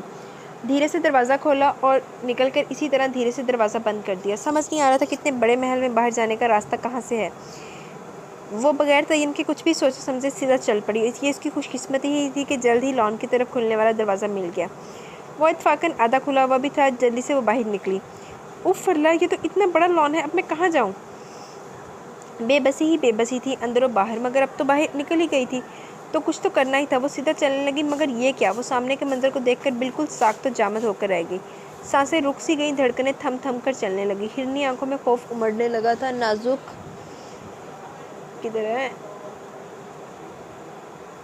نازک سا دل حلق میں آ گیا تھا۔ سامنے ہی لمبے چوڑے سے بڑے بڑے دانتوں والے 4 بلیک ڈاگز، جن کی سرخ زبانیں نیچے تک لٹک رہی تھیں، اور جن سے سب سے زیادہ خوف محسوس ہو رہا تھا وہ تھی اس کی خوفناک گراہٹ اور بڑی بڑی کالی آنکھوں میں بے تحاشا غصہ۔ جیسے ہی وہ چاروں بھونکتے ہوئے اس کی سمت بڑھے، وہ ایک دل سوز چیخ مارتے ہوئے الٹے قدموں بھاگی تھی کہ کسی کے مضبوط چوڑے سینے سے بری طرح ٹکرا کے گرنے کو تھی، مگر سید ابتہاج عالم نے اپنی مضبوط باہوں کا حصار اس کے گرد کھینچ دیا۔ وہ کسی خوفزدہ سہمی ہوئی چڑیا کی طرح اس کے سینے میں منہ چھپائے ہچکیوں سے رو رہی تھی۔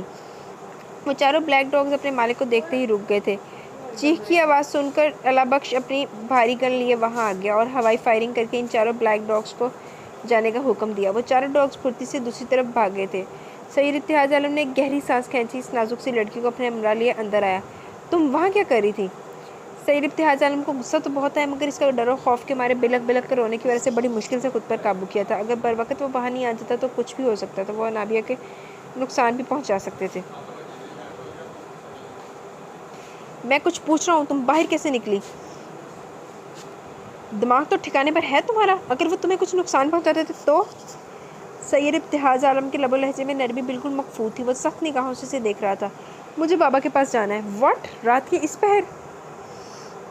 اس کی ذہنی حالت پر سید ابتہاج عالم کو معمولی سا شبہ ہوا، کیونکہ دن میں آپ لوگ مجھے جانے نہیں دیتے۔ سید ابتہاج عالم نے بغور اس کے خوبصورت دلکش چہرے کو تکا، جو رونے کی وجہ سے مزید حسین لگنے لگا تھا۔ تم جانتی ہو تمہارے بابا کہاں ہیں؟ نہیں، روتے ہوئے گردن نفی میں ادھر ادھر گھمائی۔ جب جانتی نہیں ہو تو پھر کیوں جا رہی ہو باہر؟ میں سرمد انکل کے پاس جا رہی تھی۔ وہ جانتے ہو کہ میرے بابا کہاں ہیں؟ سرمد انکل؟ کس قدر حیرت زدہ نظر سے اس نے انابیہ کو دیکھا تھا۔ تم جانتی ہو سرمد انکل کو؟ کبھی ملی ہو ان سے؟ نہیں، مگر مجھے اتنا پتہ ہے کہ وہ بابا کے بزنس پارٹنر ہیں۔ کتنی معصومیت تھی اس کے انداز میں۔ فاروق خان ٹھیک بولتے ہیں، ان کی بیٹی بہت معصوم اور سادہ سی ہے، اور شاید بہت بے وقوف بھی۔ اگر اس کو پتہ ہوتا کہ آج اس کے بابا جس مصیبت کا شکار ہے وہ سب سرمد اصفہانی کی وجہ سے ہے تو کبھی اس طرح نہ کرتی۔ مجھے جانے دینا، وہ بہت عاجزی سے اس نے کہا تھا۔ نہیں، تم اب یہاں سے کہیں نہیں جا سکتی۔ تم سید ابتہاج عالم کی عزت و آبرو ہو، اور سید ابتہاج عالم اپنی عزت کی حفاظت کرنا اچھی طرح جانتا ہے۔ آج تو یہ غلطی کر لی ہے، اب کبھی اس کے بارے میں سوچنا بھی مت۔ بہت نرم و ملائم انداز میں اس کو سمجھایا تھا۔ آپ ایسا کیوں کر رہے ہیں میرے ساتھ؟ لیکن میں نے تو تمہارے ساتھ ابھی تک کچھ بھی نہیں کیا۔ اس کی خوفزدہ ہرنی آنکھوں میں جھانکا جہاں ایک سمندر موجود تھا۔ اس کی یہ ذو معنی بات انابیہ کو نگاہیں جھکانے پر مجبور کر گئی تھی۔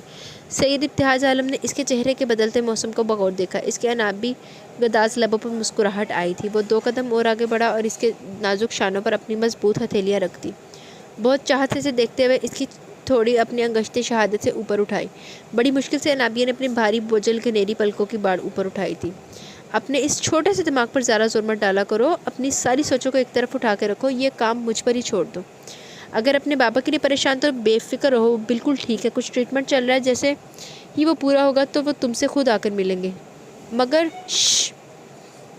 سید ابتہاج عالم نے اس کے شوگر فری گلابی ہونٹوں پر اپنی شہادت کی انگلی رکھ دی۔ اب کوئی سوال نہیں، ساری فکریں مجھ پر چھوڑ دو، یہ اتنا بڑا محل ہے، یہاں گھومو کھاؤ پیو، اور سب سے بڑی بات خوش رہو۔ آپ کا محل بہت بڑا ہے، میں کھو جاؤں گی۔ سید ابتہاج عالم اس کی بات پر دھیرے سے ہنس دیا تھا۔ میں تمہیں کھونے نہیں دوں گا، اپنی جان سے لگا کر رکھوں گا۔ اس کے کان میں ہولے سے سرگوشی کی۔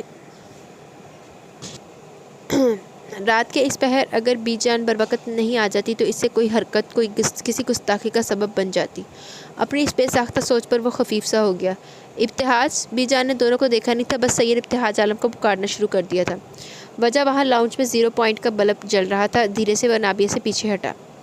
جی بی جان، وہ ان کے پاس آیا تھا۔ پتر کمرے میں انابیہ دھی نہیں ہے، وہ پریشان ہو گئی۔ بی جان پریشان مت ہو، انابیہ یہاں ہے۔ بی جان نے سامنے دیکھا جہاں وہ سہمی ہوئی کھڑی تھی، وہ تیزی سے اس کی جانب بڑھی کہ اس دوران سید ابتہاج عالم کا موبائل چیخ اٹھا تھا۔ سکرین کی طرف دیکھا جہاں اس کے خاص وفادار آدمی کا فون تھا۔ ہیلو سائیں، آپ کو ایک خبر دینی تھی، 1 منٹ۔ سید ابتہاج عالم نے سامنے دیکھا جہاں بی جان انابیہ کو خود سے لگائے اپنے بیڈ روم میں لے جا رہی تھی۔ بند دروازے پر ایک نظر ڈالنے کے بعد وہ اپنے وسیع اور عریض بیڈ روم کی سمت پڑا۔ ہاں بولو سائیں، یاسر ابراہیمی۔ اور پھر وہ سب کچھ بتاتا چلا گیا۔ وہ پرسوچ انداز میں کھلے فل سائز ٹی وی کو دیکھنے لگا تھا۔ سرمد اصفہانی سے مجھے ہر کمینگی کی توقع ہے۔ اب تک ہم اسے آرام سے اور پیار سے سمجھا رہے تھے، مگر وہ کہتے ہیں نا کہ لاتوں کے بھوت باتوں سے نہیں مانتے۔ تم ایک کام کرو، یاسر ابراہیم کو ڈیرے پر لے کر پہنچو، میں وہیں آتا ہوں۔ حکم سائیں۔ موبائل آف ہو چکا تھا۔ تو سرمد اصفہانی، اب تمہیں اپنے طریقے سے ہی سمجھانا پڑے گا۔ کچھ فیصلے کر کے وہ کھڑے ہو گیا تھا۔ وہ اس وقت گہری سوچوں میں غلطاں، بہت انہماک سے کسی غیر مرئی نقطے پر نگاہیں ٹکائے ہوئے تھی۔ صبح ناشتے کی ٹیبل پر سید ابتہاج عالم خاص طور پر بی جان سے کہہ گئے تھے اس کا خیال رکھنے کا۔ بی جان کب سے اسے یوں ہی سوچتا ہوا دیکھ رہی تھی۔ وہ آہستہ آہستہ چلتی ہوئی آئیں اور اس کے ساتھ ہی بیٹھ گئی۔ وہ اپنی سوچوں میں اس قدر منہمک تھی کہ اپنے برابر میں بیٹھی بی جان کا احساس بھی نہ ہوا اسے۔ بی جان کے چہرے پر اتنی نرماہٹ تھی کہ انابیہ کو ان کے اندر اپنی ماں کی جھلک دکھائی دیتی تھی۔ کیا سوچ رہی ہے میری دھی رانی؟ نہایت شفقت سے کہتے ہوئے انہوں نے اس کے سر پر اپنا ہاتھ دھر دیا۔ وہ بری طرح چونک کر رہ گئی اور ان کو دیکھنے لگی۔ کیا بات ہے، پریشان ہو؟ دیکھو اگر کوئی بھی بات پریشان کریے تو مجھے بتا۔ تم مجھے اپنی ماں سمجھتی ہے؟ جی بی جان، میں آپ کو اپنی ماں سمجھتی نہیں، مانتی بھی ہوں، وہ بھی دل سے۔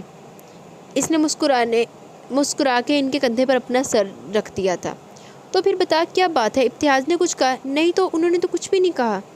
سید ابتہاج عالم کا مضبوط سراپا اس کی آنکھوں کی پتلیوں پر گھوم گیا تھا۔ تو پھر کس بات کی فکر میں گھل رہی ہے؟ بی جان نے اس کے سر کو سہلایا۔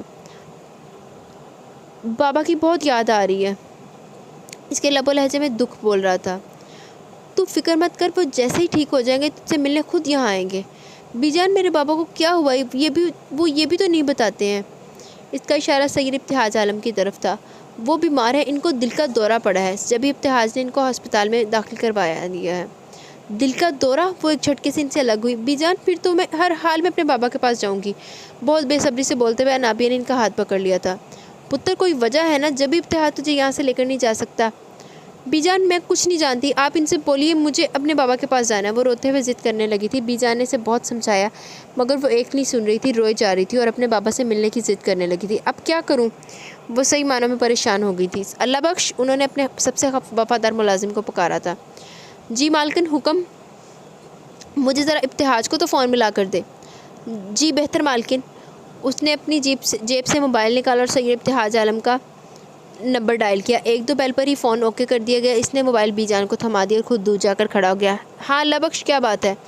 پتر، میں بات کر رہی ہوں تیری بی جان۔ جی بی جان بولیے، سب خیریت ہے نا؟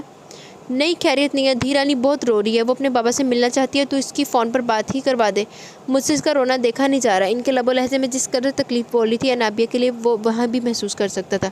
اوکے، آپ انابیہ کو فون دیں، میری بات کروائیں۔ بی جان نے فون انابیہ کی سمت بڑھایا۔ لے بات کر، ابتہاج بات کرے گا۔ نہیں، وہ ڈانٹیں گے مجھے۔ وہ روتے ہوئے گردن نفی میں ادھر ادھر ہلانے لگی۔ اس کی آواز موبائل کے اس پار سید ابتہاج عالم کی سماعت تک پہنچ گئی۔ اس کے انابی گداز لبوں پر دھیمی سی مسکراہٹ رینگ گئی۔ نہیں ڈانٹے گا، میں ہوں نا تیرے پاس، اگر ڈانٹا تو دیکھنا کیسے اس کے کان کھینچوں گی تیرے سامنے۔ انابیہ کو بی جان کی کچھ ٹھارس ملی تو فون کانوں سے لگایا۔ ہیلو سڑ سڑ کرتی آواز نکلی۔ اگر میری ڈانٹ کی اتنی ہی فکر ہے تو کیوں پریشان کرتی ہو بی جان کو؟ مجھے بابا کے پاس جانا ہے، بھیج دینا۔ سید ابتہاج عالم کچھ دیر خاموش رہا تھا۔ تمہیں اپنے بابا کے پاس جانا ہے؟ جی ٹھیک ہے، میں رات میں آتا ہوں تو تمہاری بات کروا دوں گا تمہارے بابا سے۔ خوش؟ آپ سچ بول رہے ہیں نا؟ وہ یقین بے یقین کی کیفیت میں بولی۔ ہاں بالکل، مگر پہلے وعدہ کرو کہ بی جان کو پریشان نہیں کرو گی۔ جی نہیں کروں گی۔ وہ دل ہی دل میں خوش ہو گئی تھی کہ اس کے چہرے اور لہجے سے دل کی خوشی عیاں تھی۔ بی جان نے جانثار ہوتی نظروں سے دیکھا تھا اسے۔ تو پھر ٹھیک ہے، میں بھی اپنا وعدہ پورا کروں گا، تم بی جان کو فون دو۔ اس نے موبائل بی جان کو دیا، انہوں نے کچھ اور اسے تنبیہ کر کے موبائل آف کر کے واپس اللہ بک۔ مجھے معاف کر دے سائیں، مجھ سے بہت بڑی غلطی ہوگی۔ سرمد اصفہانی نے مجھے 5 لاکھ روپے دیے تھے آپ کو مارنے کے لیے۔ اگر مجھے پتا ہوتا کہ وہ آپ کے لیے دے رہے ہیں تو یقین کریں میں اپنے بچوں کی قسم کھاتا ہوں میں یہ پیسے اس کے منہ پر مارتا۔ یاسر ابراہیمی اس وقت گھٹنے ٹیکے گڑ گڑا رہا تھا، اپنی زندگی کی بھیک مانگ رہا تھا۔ ٹھیک بولتے ہو، 5 لاکھ کے لیے تو کوئی بھی کسی کی جان لے سکتا ہے۔ سائیں مجھے معاف کر دیں، میرے چھوٹے چھوٹے بچے ہیں۔ سائیں اگر آپ حکم کریں تو اس کا سر تن سے جدا کر دوں۔ سید ابتہاج عالم کا وفادار ملازم کرم داد غصے سے آگے بڑھا تھا۔ یاسر ابراہیمی پر اسے اتنا غصہ آ رہا تھا کہ بس نہیں چلا تھا کہ اس کے جسم کے ٹکڑے ٹکڑے کر کے کتوں کے آگے ڈال دے۔ ارے نہیں بابا، یہ تو صرف ایک مہر ہے، اصل کھلاڑی تو کوئی اور ہے جو خود کو بہت ہی زیادہ شاطر اور چلاک سمجھ رہا ہے۔ تو پھر حکم کریں سائیں، کیا کرنا ہے؟ کرنا کیا ہے؟ بلا لو ہوم منسٹر اور ڈی ایس پی کو، اب ذرا انہیں ہماری خدمت کا موقع تو دو۔ اور سائیں اس کا کیا کرنا ہے؟ کرم داد نے ایک زوردار ہاتھ سید ابراہیمی کے سر پر مارا جو سید ابتہاج عالم کے قدموں میں ہاتھ جوڑے بیٹھا تھا۔ اس کو فی الحال کوٹری میں ڈال دو، اس کا اسٹیٹمنٹ اب ڈی ایس پی ہی لیں گے۔ پھر تم یوں کرنا، سرمد اصفہانی کے شیئرز اور فاروق خان صاحب کے کیس میں جتنے بھی لوگ انوالو ہیں ان سب کو باعزت طریقے سے یہاں لے آؤ۔ اس معاملے کو اب میں اپنے طریقے سے ہینڈل کروں گا۔ بہت وقت دے دیا سرمد اصفہانی کو، اب اور نہیں۔ جیسا آپ حکم کریں سائیں، وہ مؤدب ہو کر بولا۔ سید ابتہاج عالم پھر رکا نہیں، چلتا چلا گیا۔ وہ محل میں آئے تو بی جان کو ہراساں دیکھ کر فوراً ان کی سمت پڑا۔ بی جان کیا بات ہے، سب خیریت ہے نا؟ بی جان کی بھی جب اس پر نظر پڑی تو وہ بھی تیزی سے اس کی جانب بڑھی۔ پتر تو آ گیا، میں کب سے تیرا انتظار کر رہی تھی۔ ہوا کیا؟ آپ اس قدر پریشان کیوں ہیں؟ اس نے ان کو خود سے لگایا تھا۔ ہاں وہ انابیہ پتہ نہیں کہاں چلی گئی ہے۔ چلی گئی؟ کہاں چلی گئی؟ گارڈز کہاں تھے؟ اس کے چہرے پر غصہ در آیا۔ ارے وہ مجھے بول رہی تھی کہ بی جان آپ کا محل بہت بڑا ہے تو میں نے کہا کہ تو دیکھ لے، یہ سب تیرا ہی تو ہے۔ وہ مسکرا کے بولی کہ میں ابھی گھوم کے آتی ہوں، آدھا گھنٹہ ہو گیا ابھی تک نہیں آئی، سب ڈھونڈ رہے ہیں۔ بلا کر ان کی آنکھوں سے آنسو بہنے لگے جس سے سید ابتہاج عالم کو بہت تکلیف پہنچی تھی۔ اس نے اپنے ہاتھ سے ان کے آنسو صاف کیے اور آرام سے صوفے پر بٹھا دیا۔ آپ پریشان مت ہو، میں خود آپ کی بہو کو 5 منٹ میں آپ کے پاس لے کر آتا ہوں۔ وہ وہاں سے نکل کر محل کے دوسرے حصے کی طرف آیا اور جس بات کا اسے شک تھا وہی ہوا۔ انابیہ محل کے دوسرے حصے کی طرف انڈر گراؤنڈ میں بنے چھوٹے سے روم میں ایک کونے پر ڈری سہمی دبکی ہوئی سر کو گھٹنوں میں دیے بیٹھی تھی۔ اس کا جسم ہچکیوں کی زد میں تھا، وہ بے تحاشا رو رہی تھی۔ سید ابتہاج عالم تڑپ کے آگے بڑھا اور بڑی بے قراری سے اس کے دونوں شانوں سے پکڑ کر کھڑا کیا تھا۔ انابیہ وہ صحیح معنوں میں بھونچکا کر رہ گیا، دل اس کا چہرہ دیکھ کر ہی جیسے دھڑکنا بھول گیا۔ وہ اس کا چہرہ زرد خوف کی وجہ سے بالکل سفید پڑ چکا تھا۔ انابیہ سید ابتہاج عالم کو سامنے پا کر اس کے چوڑے سینے سے لگی تھی۔ اس کا خوف ختم ہی نہیں ہو رہا تھا۔ بالآخر وہ عقل و خرد سے بیگانہ ہوتی چلی گئی، جس کا احساس سید ابتہاج عالم کو شدت سے ہوا۔ اس نے اس نازک اندام پیکر کو اپنے مضبوط آہنی بازوؤں میں اٹھا لیا تھا۔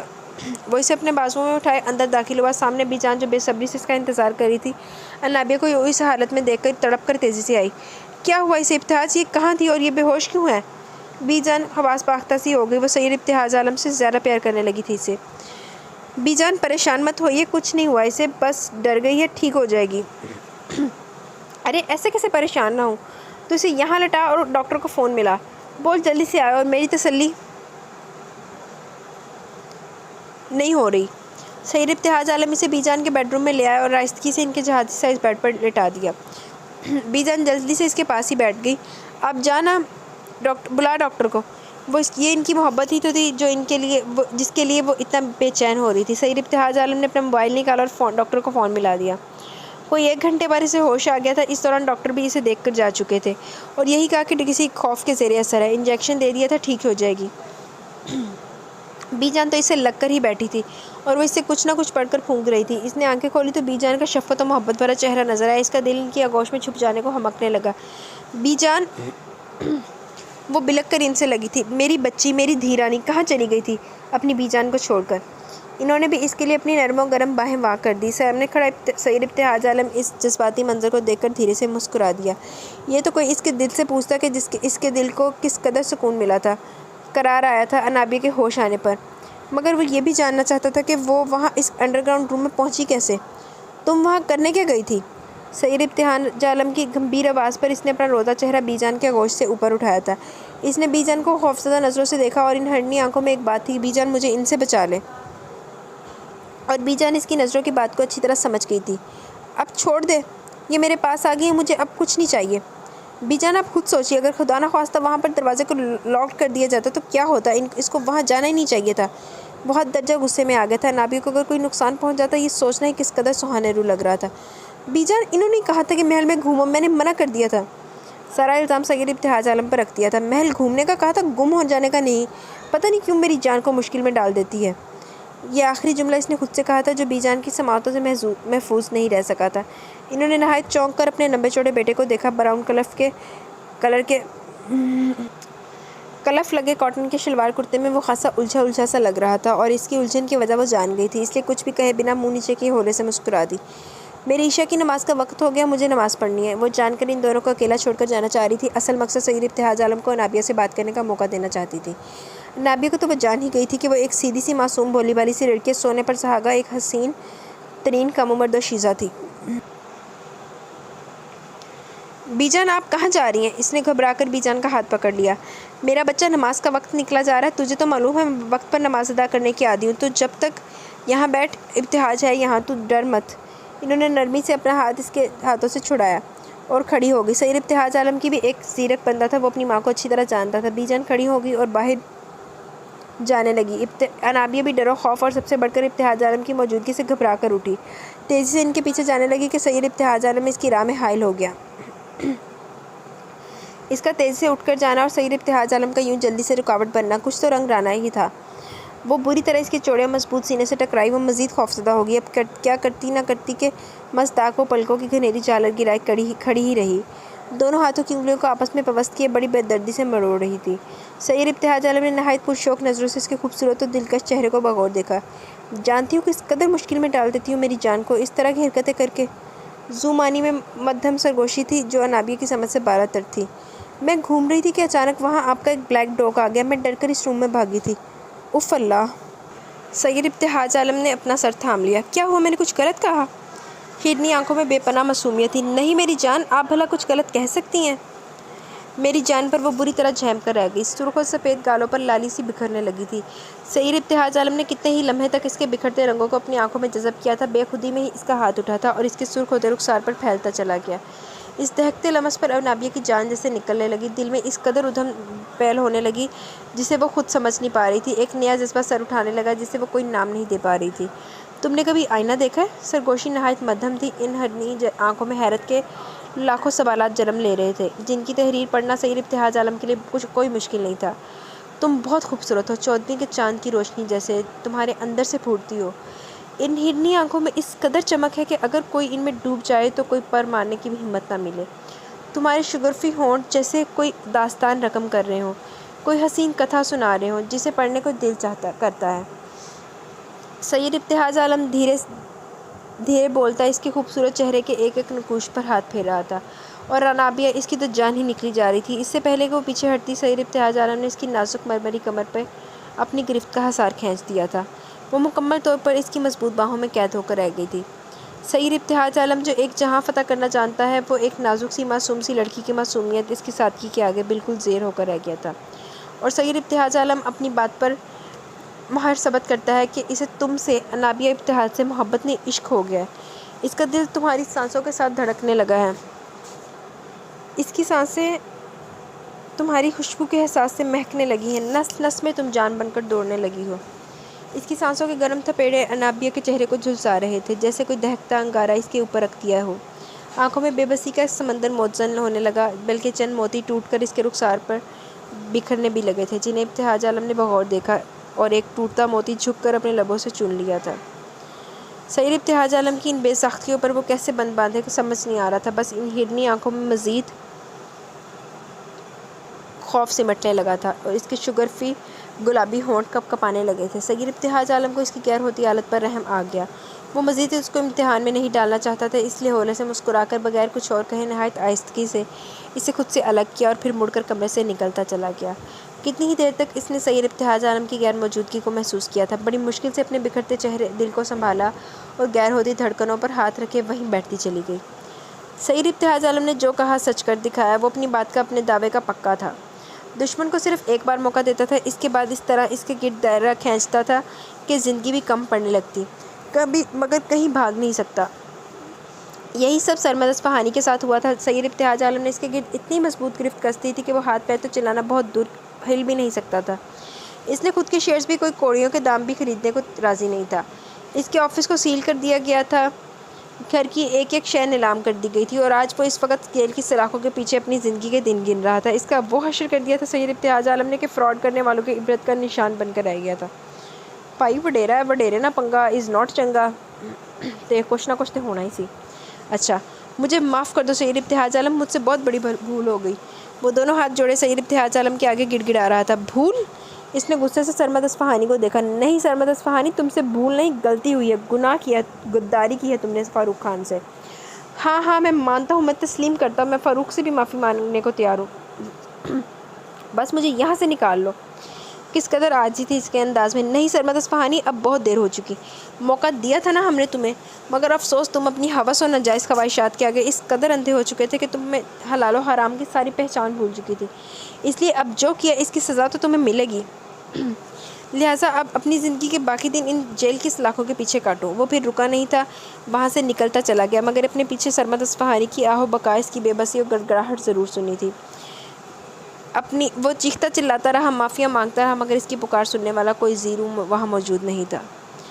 جا میری دھی رانی، یہ چائے تو خود اپنے ہاتھ سے ابتہاج کو اندر دے کر آ، اور اس نے تجھے بولا تھا نا کہ تیری بابا سے بات کرانے کو، وہ بھی بات کر لینا۔ بی جان نے زبردستی چائے کی ٹرے نابیہ کے ہاتھ میں تھما دی تھی۔ ایک جھجک مانے تھی، اس کی شرم و حیا اڑے آ رہی تھی، جو اس کو سید ابتہاج عالم کے سامنے جانے سے روک رہی تھی۔ وہ اس وقت اس کے بیڈ روم کے دروازے پر کھڑی تھی۔ اس دن کے بعد سے تو وہ جان بوجھ کر ہی سید ابتہاج عالم کا سامنا نہیں کر رہی تھی۔ وہ گھر میں آتا یا تو وہ کہیں چھپ جاتی یا پھر سوتی بن جاتی، زیادہ تر بی جان کے ساتھ ہی لگی رہتی۔ مگر ہاں، اس نے اپنے اندر ایک تبدیلی ضرور محسوس کی تھی کہ وہ سید ابتہاج عالم کو دیکھے بغیر رہ بھی نہیں سکتی تھی۔ لازمی ایک جھلک اس دشمن جاں کی چھپ کر دیکھ لیتی تھی، اور جس دن وہ نظر نہ آتا دل میں ایک بے چینی، ایک بے قراری سی ہونے لگتی تھی۔ اس نے ٹرے کو دیکھا، چائے ٹھنڈی ہو رہی تھی اور سید ابتہاج عالم کو ٹھنڈی چائے سخت ناپسند تھی۔ پھر یاد آیا کہ اس نے بابا سے بات کرانے کا وعدہ بھی کیا تھا، تو یہی سوچ کر اس نے دروازے پر دھیمے سے دستک دی تھی۔ یس، اندر سے جواب ملا تھا۔ اس نے آہستہ سے دروازہ کھولا، مگر یہ کیا، وہ اندر آئی تو دروازہ پیچھے سے خود بخود بند ہو گیا۔ اس نے چونک کر پیچھے پلٹ کر دیکھا تو دروازے کے کٹ میں کچھ ایسے فینسی اسپرنگ لگے تھے کہ جس کی وجہ سے دروازہ بند کرنے کی ضرورت ہی نہیں پڑتی تھی، اور وہ اندر آ ہی چکی تھی۔ سامنے دیکھا وہ کمرہ تھا، اتنا حسین، اتنا بڑا اور شاندار، اور اتنی مہارت سے ڈیکوریٹ کیا گیا تھا۔ محل کی خوبصورتی ایک طرف اور اس بیڈ روم کی خوبصورتی ایک طرف۔ سامنے وسیع و عریض خوبصورت سے بیڈ پر سید ابتہاج عالم نیم دراز کسی فائل کو ہاتھ میں لیے دیکھ رہا تھا۔ سید ابتہاج عالم کی نگاہیں اوپر اٹھی، وہاں انابیہ کو ٹرے میں چائے لیے پایا۔ وہاں کیوں کھڑی ہو، یہاں آؤ، مصروف سے انداز میں کہتا وہ دوبارہ فائل کی ورگردانی کرنے لگا، جو شاید بہت ضروری کام تھا۔ انابیہ دھیرے دھیرے چلتی ہوئی آئی اور ٹرے وہیں بیڈ کی سائڈ میں کانچ کی ٹیبل پر رکھ دی۔ ایک نظر مصروف سید ابتہاج عالم کو دیکھا، اپنی بات بھی تو پوری کرنی تھی۔ آپ نے کہا تھا کہ بابا سے میری بات کرائیں گے، نگاہیں جھکائے انگلیوں کو آپس میں مروڑے وہ کہہ رہی تھی۔ مگر یہ کیا، جب ہرنی جھکتی نگاہیں اوپر سامنے اٹھی تھی تو جیسے شرم و حیا سے پانی پانی ہو کر رہ گئی۔ سامنے full size screen T V پر جو سانگ چل رہا تھا، اے سی کی کولنگ میں بھی وہ پوری طرح شرابور ہو گئی۔ بھیگے ہونٹ تیرے، پیاسا من میرا، اف اللہ، وہ یہاں نہیں ٹھہر سکتی تھی۔ پھر سوچا یہ باہر آئیں گے تو بی جان کے سامنے بات کروں گی، یہی سوچ کر وہ بغیر ابتہاج عالم کو دیکھے وہاں سے جانے لگی، مگر یہ ناکام ثابت ہوا، کیونکہ اس کی نازک سی مخروطی کلائی سید ابتہاج عالم کی مضبوط کلائی میں قید ہو کر رہ گئی تھی۔ اس نے رخ موڑ کے دیکھا، پھر اسی کو بغور دیکھ رہا تھا۔ نابیہ سے پہلے اپنی کلائی اس کی گرفت سے آزاد کرا دی کہ سید ابتہاج عالم نے جھٹکا دیا۔ وہ اپنا توازن سنبھال نہ سکی اور پورے وجود سمیت اسی پر آ رہی تھی۔ جو کہنا ہے قریب آ کر کہو، ویسے بھی اتنے دن ہو گئے تمہیں دیکھے، خود تو روز چھپ چھپ کر مجھے دیکھ لیتی ہو، مگر اپنے دیدار کا شرف بھی نہیں دیتی ہو۔ چہرے پر آئی چند لٹوں کو وہ چھیڑ رہا تھا۔ تو وہ سب جانتا ہے، اس کی ایک ایک حرکت پر نظر رکھے ہوئے، میں کتنی بے وقوف ہوں۔ جی ہاں، آپ اول درجے کی بے وقوف اور کم عقل ہیں۔ سید ابتہاج عالم کو تو سوچ پڑنے میں کمال حاصل تھا، وہ حیران ہو کر رہ گئی۔ وہ اس کی باہوں میں کسمسانے لگی، خود کو چھڑوانے کی مزاحمت کرنے لگی، مگر ناکامی کے علاوہ کچھ ہاتھ نہیں آیا۔ کس قدر بے بسی سے اس نے دیکھا تھا وہ کیا کہنے آئی تھی اور کیا سے کیا ہو گیا تھا۔ آپ مجھے چھوڑ دینا پلیز۔ کپکپاتے شوگر فری لبوں سے بڑی مشکل سے چند الفاظ ادا ہوئے تھے۔ کیوں؟ وہ اس لمحے کوئی خواب ان ہرنی آنکھوں میں پرونا چاہتا تھا جس کی تعبیر نہایت خوبصورت تھی۔ اب اس سے آگے وہ کیا بولتی؟ لفظ تو جیسے کھو ہی گئے تھے۔ اوپر سے اس بیڈ روم کی خاموشی کو چیرتا وہ گانا جس سے اس کی روح فنا ہونے کو تھی۔ اس گانے کے بول ہی کچھ ایسے تھے کہ وہ پلکوں کی گھنیری باڑ رخسار سے اٹھا ہی نہیں پا رہی تھی۔ تجھے صبح تک میں کروں پیار ہو۔ سید ابتہاج عالم نے اس کے خوبصورت چہرے پر اپنی انگلیوں کے پوروں سے چھوا، پھر کالی گھنیری جیسی لرزتی پلکیں چھوئیں۔ وہ مزید خود میں سمٹنے لگی۔ سید ابتہاج عالم بھی بندہ بشر تھا، کوئی فرشتہ نہیں جو باہوں میں حسن و جمال کا پیکر موجود ہو اور وہ اس کے بے پناہ حسن سے نگاہ چرا لے۔ اور پھر وہ کوئی غیر تو نہیں، حالات جو بھی رہے ہوں وہ اس کی من کوہا تھی، اور اب تو اس کی محبت اس کا عشق و جنون بن چکی تھی۔ مگر یہ کیا؟ اس کے چہرے پر یہ اتنا کرب کیا تھا؟ یہ تو تکلیف کیوں تھی؟ یہ تو سید ابتہاج عالم نے نہیں چاہا تھا کہ انابیہ کو معمولی سی بھی زک پہنچے۔ نہیں، وہ انابیہ کو اس طرح حاصل نہیں کرے گا، اس کی مرضی کے خلاف تو بالکل نہیں۔ اس نے نہایت احتیاط سے انابیہ کو خود میں سمو کر اس کی چمکتی پیشانی پر اپنے پیار و چاہت کی مہر ثبت کی اور بیڈ سے نیچے اتار دیا۔ جاؤ۔ گمبھیر لہجے میں حکم صادر ہوا۔ وہ تو تھی ہی موقع کی تلاش میں، تیزی سے بھاگی تھی۔ سید ابتہاج عالم نے خاموشی سے اس کو جاتے ہوئے دیکھا اور پھر ایک سرد سانس کھینچ کر موبائل نکالا۔ دن یوں ہی بے کیف سے گزر رہے تھے۔ معلوم نہیں اس محل میں آئے اسے کتنا عرصہ گزر گیا تھا۔ رمضان شروع ہو گئے تھے، آج 20واں روزہ بھی ہو گیا۔ وہ پورے خوش و خضوع سے عبادت میں مشغول تھی، پابندی و خوش اسلوبی سے سحری و افطاری کی تیاریاں بھی خود ہی کرتی تھی، بی جان کو ذرا بھی پریشان نہیں کرتی تھی۔ روزہ کھلنے میں ابھی آدھا گھنٹہ باقی تھا۔ وہ اداس افسردہ سی ہال میں لاؤنج میں بیٹھی تھی۔ آج اس کو بابا کی شدت سے یاد آ رہی تھی۔ کتنے دن ہو گئے تھے بابا کی آواز تک سنے۔ اس دن کے بعد سے وہ تو سید ابتہاج عالم کے بیڈ روم میں گئی ہی نہیں تھی۔ ان کی چاہت و محبت روشن آنکھوں میں جلتے پیار کے دیپ سے وہ چھپنے لگی تھی۔ حالانکہ سحری و افطاری میں وہ تینوں ساتھ ہی ہوتے تھے، مگر سید ابتہاج عالم نے کوئی ایسی حرکت، کوئی ایسی بات نہیں کی جس سے وہ وہاں سے بھاگنے کے لیے پڑ تولے۔ وہ اس لیے شاید سید ابتہاج عالم کو اس بات کا اندازہ ہو گیا تھا۔ انابیہ! اس شفقت پر نور آواز پر اس نے چونک کر اس سمت دیکھا۔ کتنے ہی لمحے لگے تھے اس حقیقت کو تسلیم کرنے کے کہ سامنے جو ہستی کھڑی ہے وہ کوئی اور نہیں، اس کے چہیتے عزیز جان بابا ہیں۔ بابا! وہ سسکتی ہوئی وہاں سے تیزی سے اٹھی اور بھاگتی ہوئی فاروق خان کے سینے سے لگی تھی۔ کتنا ہی وقت گزر گیا تھا اس کو ان کے سینے سے لگے پھوٹ پھوٹ کر روتے ہوئے۔ بس میری جان، اتنا نہیں روتے۔ وہ اس کا سر مسلسل سے ہلا رہے تھے۔ بابا، میں نے آپ کو بہت یاد کیا ہے۔ آئی نو مائی چائلڈ، مگر بہت بڑی مجبوری تھی جو ہمارے درمیان یہ فیصلے پیدا کر گئی۔ ایسی بھی کیا مجبوری تھی بابا کہ آپ مجھ سے مل بھی نہیں سکتے تھے اور نہ ہی فون پر بات کرتے تھے؟ وہ بہت روٹھی ہوئی تھی۔ اب تو میں آ گیا ہوں نا، سب ٹھیک ہو جائے گا۔ سب ٹھیک ہو گیا، تم ساری فکریں چھوڑ دو۔ انہوں نے رابعہ کو خود سے الگ کیا اور اس کے بہتے آنسو صاف کر کے شفقت کا اس کے سر پر بوسہ دیا۔ بابا، آپ نے سرمد انکل کے پیسے واپس کر دیے تھے؟ اس کو اچانک یاد آیا تو بے اختیار سوال کر بیٹھی۔ فاروق خان حیران ہو کر اس کو دیکھنے لگے، پھر سید ابتہاج عالم کو دیکھا جو قریب ہی کھڑا تھا۔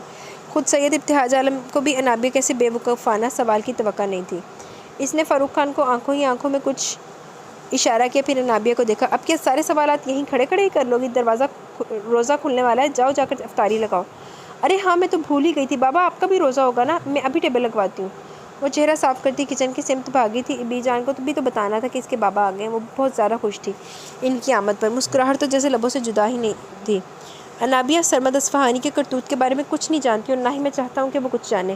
انابیہ بہت معصوم ہے اور سادہ ہے، اس کا دل اور دماغ بالکل صاف ہے، آئینے کی طرح شفاف۔ میں نہیں چاہتا کہ اس کا شفاف ذہن پراگندہ ہو۔ سید ابتہاج عالم نے تفصیل سے سمجھا دیا تھا۔ تھینکس ابتہاج عالم، اگر آپ نہ ہوتے تو جانے کیا ہوتا۔ میری تو یہ سوچ کر ہی روح کانپ اٹھتی کہ اگر اللہ تعالیٰ آپ کو بروقت وسیلہ بنا کر نہ بھیجتا ہماری مدد کے لیے تو سرمد اصفہانی کیا کچھ نہ کر جاتا، میری پھولوں سی بیٹی کا کیا بنتا۔ فاروق خان نے یہ سوچ کر ہی جھرجھلی لی تھی۔ اب آپ مجھے شرمندہ کر رہے ہیں فاروق صاحب۔ سید ابتہاج عالم شرمندہ ہو کر دھیرے سے مسکرا دیا تھا۔ نہیں ابتہاج، جو سچ ہے وہ سچ ہے۔ آپ میرے لیے فرشتہ بن کر آئے ہیں، ایک مسیحا ہیں میرے لیے، میری بیٹی کے لیے۔ میرے دل میں آپ کے لیے بہت دعائیں نکل رہی ہیں، اس کا اجر اللہ تعالیٰ آپ کو دونوں جہاں میں دے گا۔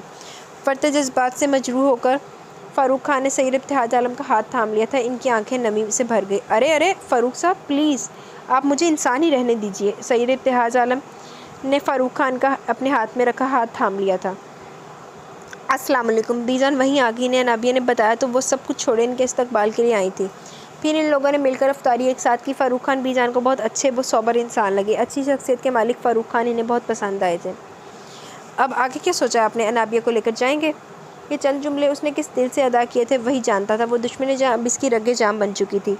خود سے جدا کرنے کے بارے میں وہ سوچنا بھی کس قدر سہانے روح لگ رہا تھا۔ اگر وہ چلی گئی تو زندگی کتنی خالی خالی ہو جائے گی، وہ بالکل جیسے ادھورا ہو جائے گا۔ کیسے جی پائے گا وہ انابیہ کے بغیر؟ مگر فاروق خان سے کیا گیا وعدہ اس کی زندگی سے بڑھ کر تھا۔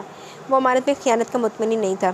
ابتحاج میں اسی سلسلے میں آپ سے بات کرنا چاہتا تھا۔ فاروق خان کے لیے اس وقت بات کرنا مشکل تو تھا، مگر بات کرنا بھی ضروری تھی، کیونکہ یہ ان کی چہیتی جان سے بھی عزیز بیٹی کے انابیہ کے مستقبل کا سوال تھا۔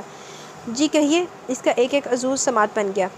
بات دراصل یہ ہے کہ آپ سے زیادہ محفوظ پناہ گاہ اور آپ سے زیادہ بہترین جیون ساتھی مجھے انابیہ کے لیے کوئی نہیں ملے گا۔ میری زندگی سہل ہو جائے گی۔ میں ساری زندگی آپ لوگوں کا مشکور رہوں گا اگر انابیہ کا نام کے ساتھ ہمیشہ آپ کا نام جڑا رہے، اس کے سر پر آپ کے نام کی چادر ڈلی رہے۔ اپنی خواہش، اپنے دل کی بات انہوں نے بی جان اور سید ابتہاج عالم کی گوش گزار کر دی۔ سید ابتہاج عالم پر تو جیسے شادی مرگ کی کیفیت طاری ہو گئی تھی کہ وہ کچھ بول ہی نہیں پا رہا تھا۔ دل کی خوشی کے مارے تھمتی دھڑکنیں معمول پر آ گئی تھی، جبکہ بی جان نے سکھ کا سانس لیا۔ وہ تو خود یہ بات فاروق خان سے کرنا چاہ رہی تھی، مگر پہلے انہوں نے کر کے ان کی ساری فکریں دور کر دی تھی۔ فاروق پتر، میں آپ سے یہی بات کرنا چاہتی تھی کہ انابیہ دھی کے بغیر میں نہیں رہ سکتی۔ بی جان کی بات پر فاروق خان کو سکون ہوا۔ انہوں نے سید ابتہاج عالم کو دیکھا، وہ خاموش تھا، کہیں وہ اس کے ساتھ ناانصافی تو نہیں کرے، اور پھر اپنی جلد بازی پر وہ جی بھر کر شرمندہ ہوئے۔ ابتہاج، آئی ایم سوری، مجھے اتنی جلد بازی سے کام نہیں لینا چاہیے تھا، پہلے آپ کی مرضی معلوم کرنی چاہیے تھی۔ اگر آپ کی مرضی نہیں تو میں انابیہ کو آپ پر زبردستی مسلط نہیں کروں گا، آپ کی اولویت کو فوقیت دی جائے گی، لیکن اس بات سے بھی بے فکر رہیے گا کہ ہماری دوستی میں کوئی فرق نہیں آئے گا۔ ارے یہ آپ کیا بول رہے ہیں فاروق؟ ابتہاج کو کچھ بول خاموش کیوں ہے؟ بی جان بھی پریشان ہوگی اس کی خاموشی سے، جبکہ وہ خود بھی الگ گڑبڑا گیا۔ فاروق صاحب، میں تو بس یہی کہوں گا کہ انابیہ جس طرح آپ کے پاس رہی ہے، اس سے کہیں زیادہ خوش رکھوں گا میں اسے، اس بڑے سے محل کی ملکہ بنا کر رکھوں گا، انشاءاللہ کوئی کمی نہیں ہوگی۔ کس قدر پرسکون اور سرشار ہوئے تھے وہ خوشی کی مسکراہٹ ان کے لبوں سے پھوٹی تھی۔ بہت عزت و احترام سے دیکھا تھا انہوں نے سید ابتہاج عالم کو۔ تو پھر ٹھیک ہے، اس عید پر ابتہاج اور انابیہ کی دھوم دھام سے ولیمے کی تقریب ہے، میں سارے ارمان نکالوں گی اپنے بچے کی شادی پر۔ بی جان نے محبت سے جان نثار نظروں سے اپنے جگر گوشے کو دیکھا تھا۔ سید ابتہاج عالم کی روشن آنکھوں کی پتلیوں پر اس کا شرماتا جھجکتا چہرہ روشن ہو گیا۔ انابیہ کے اداس لبوں پر خود بخود مسکراہٹ در آئی، دل میں ایک میٹھی سی گدگدی سی ہونے لگی۔ بالکل بی جان، ہم یہ خوشی دھوم دھام سے منائیں گے۔ پھر میں نے سوچا حج پر چلا جاؤں گا۔ پردے کے پیچھے چھپی انابیہ اس فیصلے پر اپنے رب کا شکر ادا کرنے لگی، مگر سید ابتہاج عالم کا تصور میں سامنا ہونے پر ہی اس کی جان جانے لگی تھی۔ انابیہ بی بی، تیرا گریز تے کڈے گا سید ابتہاج عالم، ایک غری رخصت تے ہو۔ سید ابتہاج عالم کے favourite colour blue and sea green امتزاج کے راجستھانی شرارے میں وہ کوئی آسمان سے اتری ہوئی حسین ترین حور لگ رہی تھی۔ شرارہ اس قدر بھاری تھا کہ وہ تھکنے لگی تھی۔ شرارے پر اتنا بھاری کام ہوا تھا کہ سونے کے تاروں سے نہایت باریک بھرا کام کروایا گیا تھا۔ مہنگی میچنگ جیولری، ایک ہاتھ میں گولڈ اینڈ ڈائمنڈ کی چوڑیاں، دوسرے میں میچنگ کانچ کی چوڑیاں اس کی مخروطی کلائی پر بہت سج رہی تھیں۔ دونوں ہاتھوں میں کونیوں تک جادی سرخ مہندی، جس کا رنگ بہت گہرا آیا تھا، جسے سید ابتہاج عالم کی محبت سے مشروط کیا گیا تھا۔ ہاں، میک اپ اس نے گھر میں ہی کروایا تھا، وہ بھی لائٹ میک اپ، بقول اس کے کہ انابیہ کے حسن و خوبصورتی کو ظاہری میک اپ سے دیکھنا نہیں چاہتا تھا۔ وہ قداور آئینے کے سامنے کھڑی خود کو دیکھ رہی تھی۔ وہ اس قدر حسین ہے، اس کا اندازہ تو اسے اس وقت ہو رہا تھا، مگر آج اس دلکش چہرے پر کسی کے عکس کی چمک تھی جسے وہ آج پہچان گئی تھی۔ وہ کون سا جذبہ سر اٹھا رہا تھا، سب جان گئی تھی، یہی کہ اس کا دل صرف اور صرف سید ابتہاج عالم کی ہی مالا جپتا تھا۔ سید ابتہاج عالم بیڈ روم میں داخل ہو چکا تھا۔ اس کی نظر پھولوں کی سیر سے جاتی اس جگہ ٹھہر گئی جہاں وہ دشمن جاں وہ اپسرا کھڑی تھی۔ سید ابتہاج عالم کتنی ہی دیر تک اس کا حسن اپنی نگاہوں سے دل میں اتارتا رہا، وہ ابھی تک اس کی موجودگی سے بے خبر تھی۔ سید ابتہاج عالم ہولے ہولے سے چلتا اس کے بالکل پیچھے جا کر کھڑا ہو گیا اور اس کے دونوں نازک شانوں پر اپنی مضبوط ہتھیلیاں رکھ کر اس کا رخ اپنی سمت موڑا تھا۔ انابیہ کا سانس جیسے رک سا گیا، دل کی دھڑکن مدھم سی ہونے لگی۔ ہرنی بڑی بڑی آنکھیں سختی سے میچ لی، شگرفی لبوں کو آپس میں اس طرح بھینچ لیا جیسے کچھ نہ بولنے کی قسم کھائی ہو۔ جھومر، ٹکے، نتھ اور بڑے بڑے آویزوں میں اس کا ہوشربا دہکتا حسن مزید آتشا لگ رہا تھا۔ آج وہ مکمل اس کی دسترس میں تھی۔ سید ابتہاج عالم کو کتنے ہی پل اس بغور دیکھتے بیت گئے، پھر رگِ ظرافت پھٹکی تو اس کے سندر چاند سے شرماتے چہرے کو اپنی ہتھیلیوں کے پیالے میں بھرتے اس پر جھکتا چلا گیا۔ سید ابتہاج عالم کی اس بے ساختہ حرکت پر اس نے پٹ سے آنکھیں کھولی تھی۔ عید مبارک۔ مگر وہ پھر بھی کچھ نہیں بولی، بس ٹوکر ٹوکر دیکھ رہی تھی۔ کچھ بولو گی نہیں؟ ایک سوال تھا جس پر اس نے نفی مس ادھر ادھر گردن ہلا دی۔ وہ حیران ہوا۔ کیوں؟ بی جان نے منع کیا ہے، معصوم لب و لہجے میں کہتے ہوئے پلکوں کی باڑ گرا گئی تھی۔ اور بی جان نے کیوں منع کیا ہے؟ وہ بی جان بول رہی تھی کہ اگر میں نے کچھ کہا تو آپ ناراض ہو جائیں گے، غصہ کریں گے۔ کس قدر معصومیت تھی اس میں، وہ تو اچھی طرح جانتا تھا کہ بی جان کی زومانی بات تک کو سمجھ نہ سکی تھی۔ اس کی بات پر سید ابتہاج عالم کا زندگی سے بھرپور قہقہ گونجا۔ آپ مجھ سے ناراض ہو جائیں گے؟ میں بھلا اپنی جان سے ناراض ہو سکتا ہوں؟ سید ابتہاج عالم نے اپنا ہاتھ بڑھایا اور آہستگی سے اس کی نتھ اتار کر وہیں ٹیبل پر رکھ دی تھی۔ تم نے ویسے ہی اپنی سادگی سے میرا سارا چین اور سکون، دل کا قرار لوٹ لیا۔ اب یوں سج دھج کر بند سنور کر میرے سامنے آؤ گی تو میں مزید خود کو کیسے بچا سکتا ہوں؟ اس نے آرام آرام سے اس کا ٹکا جھومر، بڑے بڑے آویزے اتار دیے، بھاری دوپٹہ پینوں سے آزاد کر دیا۔ ارے تم خود اتنی سی جان ہو، بی جان نے بھی تمہیں تمہارے وزن سے زیادہ شرارہ پہنا دیا۔ ایک کام کرو، وہاں ڈریسنگ روم میں ہے، وہاں چینج کرو، میں تمہارا یہیں ویٹ کرتا ہوں۔ انابیہ نے بڑی مشکل سے اپنا سانس بحال کیا اور اس کا حکم مانتے ہوئے بھاری وزنی شرارہ سنبھالتی وہ جانے لگی، مگر صوفے پر سے اپنا دوپٹہ ضرور اٹھا لیا جو سیدھا سید ابتہاج عالم نے رکھا تھا۔ وہ اس کی اس حرکت پر دھیرے سے مسکرا دیا۔ وہ واش روم میں آئی۔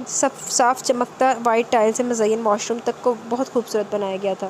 سامنے ہی ہینگر کی ہوئی پنک نائٹی نظر آئی۔ اس نے وہ ہینگر اتار لیا، مگر یہ کیا، بغیر سلیوز کی اور ڈیپ گلا جس پر مزیدہ زیب ہلکی سی کڑھائی ہوئی تھی۔ اس نے وہیں خود کو بڑے سے مرر میں دیکھا تو کٹ کر رہ گئی۔ اف اللہ، اس حلیے میں ان کا سامنا کیسے کروں گی میں؟ وہ سوچ کر ہی ادھموئی ہوئی جا رہی تھی کہ نظر اپنے شرارے کے دوپٹے پر پڑی۔ سکھ کا سانس لیتے ہوئے اس نے اپنا بھاری دوپٹہ اٹھایا اور اپنے گرد اچھی طرح لپیٹ لیا۔ نابیہ باہر آئی تو ڈھونڈتی ہوئی نگاہوں نے اس کو تلاش کر لیا۔ وہ وہیں سنگل صوفے پر ٹانگ رکھے صوفے سے ٹیک لگائے ہاتھ میں کوئی بک لیے دیکھ رہا تھا۔ بلیک 3 پیس سوٹ میں اس کی شخصیت کسی ریاست کے شہزادے سے کم نہیں لگ رہی تھی۔ جاذب نظر پرسنالٹی، کھلتا ہوا سنہری رنگ، مضبوط قد و قامت۔ وہ یقیناً عمر میں اسے 2 گنا زیادہ تھا، مگر خود کو اس نے جس طرح مینٹین کر کے رکھا تھا اپنی عمر سے 2 گنا کم ہی لگتا تھا۔ اگر وہ مجھے حسن کی ملکہ کہتا تو وہ بھی تو کسی ریاست کا شہزادہ ہے جو حسن و خوبصورتی میں یکتا۔ آج پہلی بار اس نے سید ابتہاج عالم کو بقول دیکھا تھا، وہی اب اس کا سب کچھ تھا۔ اس کی زندگی، اس کی محبت، ہاں وہ اس کی محبت تھا۔ بے پناہ چاہنے لگی تھی وہ سید ابتہاج عالم کو، مگر ایک جھجک پھر بھی مانے تھی۔ وہ اس سے بات کرنے کی، اس کے سامنے کھڑے رہنے کی ہمت نہیں رکھتی تھی۔ سید ابتہاج عالم کی روشن آنکھیں سامنے اٹھی تو انابیہ کو اپنی طرف ہی بقول دیکھتے پایا، پنک نائٹی میں جس پر اس نے اپنے ولیمے کے دوپٹے سے خود کو چھپا لیا تھا۔ سید ابتہاج عالم اس کی شرم و حیا پر فریفتہ ہو کر اپنی جگہ سے اٹھ کھڑا ہوا اور مضبوط قدم اس کی سمت بڑھاتا جا کر اس کے بالکل سامنے کھڑا ہوا تھا۔ یہ کیا، تم نے پھر اتنا بھاری دوپٹہ اوڑھ لیا؟ اس نے اس پر سے وہ دوپٹہ کھینچ لیا بغیر اسے کوئی بھی مہلت دیے۔ انابیہ کی تو جیسے جان پر ہی بن آئی، شرم و حیا سے وہ دوری ہوئی جا رہی تھی۔ سید ابتہاج عالم مبہوت ہو کر رہ گیا، وہ دیکھتا ہی رہ گیا۔ پلیز آپ مجھے اس طرح مت دیکھیں، میں مر جاؤں گی، بے بسی سے بولتی ان ہرنی آنکھوں میں نمی سمٹ آئی۔ سید ابتہاج عالم اس کی بات پر ایک بار پھر سے جاندار قہقہ لگا بیٹھا۔ آج تو وہ بات بات پر ہنس رہا تھا اور اس کی جان نکال رہا تھا۔ او مائی گاڈ، مائی سویٹ انوسینٹ وائف۔ اس نے انابیہ کا سرخ و سفید بازو پکڑ کر اپنی سمت کھینچا اور خود میں سمو لیا۔ یہ عید میرے لیے بہت حسین ہے، ہمیشہ یادگار رہے گی۔ مجھے میری عبادتوں اور ریاضتوں کا پھل اس قدر حسین ملے گا، میں سوچ بھی نہیں سکتا۔ اپنے رب کا جتنا شکر ادا کروں کم ہے۔ وہ اس کے سینے میں چہرہ چھپایا انابیہ کو سید ابتہاج عالم نے بغور دیکھتے ہوئے اس کی پیشانی پر اپنا دہکتا لمس چھوڑا تھا۔ اب خدا کے لیے اتنی دیر ہو گئی ہے مگر ابھی تک مجھے جواب نہیں ملا۔ انابیہ نے سوالیہ لرزتی پلکیں اوپر اٹھائیں۔ عید مبارک۔ پھر سے دھیرے سے سرگوشی ہوئی تھی۔ آپ کو بھی عید مبارک۔ شرمگی مسکراہٹ شگرفی لبوں پر تھی۔ پھر سے وہ خود کو اس کی پرسکون پناہوں میں چھپا گئی تھی۔ سید ابتہاج عالم نے اس کے گرد اپنی گرفت مزید تنگ کر دی۔ وہ جتنا سمٹتی جا رہی تھی سید ابتہاج عالم اس کو اتنا ہی سمیٹتا جا رہا تھا۔ جی تو گائز، یہ ہمارا ناول اپنے اختتام کو پہنچا۔ کیسا لگا آپ کو یہ سویٹ سا چھوٹا سا رومانٹک سا ناول؟ اپنی رائے کا ضرور اظہار کیجیے گا۔ یہ فیوڈل بیس بھی تھا، ایج ڈفرینس بیس بھی تھا، بہت سارے ٹاپک، بہت سارے تھیم، کانٹیکٹ میرج بیس بھی تھا، بہت سارے تھیم ایک کسی ناول میں سمٹ آئے تھے۔ کیسا لگا ضرور بتائیے گا اور اپنی دعاؤں میں ضرور یاد رکھیے گا۔ انشاءاللہ ملیں گے کل ود نیو ناول۔ تب تک کے لیے ڈھیر ساری دعائیں آپ کے لیے، مجھے بھی دعاؤں میں یاد رکھیے گا، اپنا خیال رکھیے گا۔ مجھے اجازت دیں۔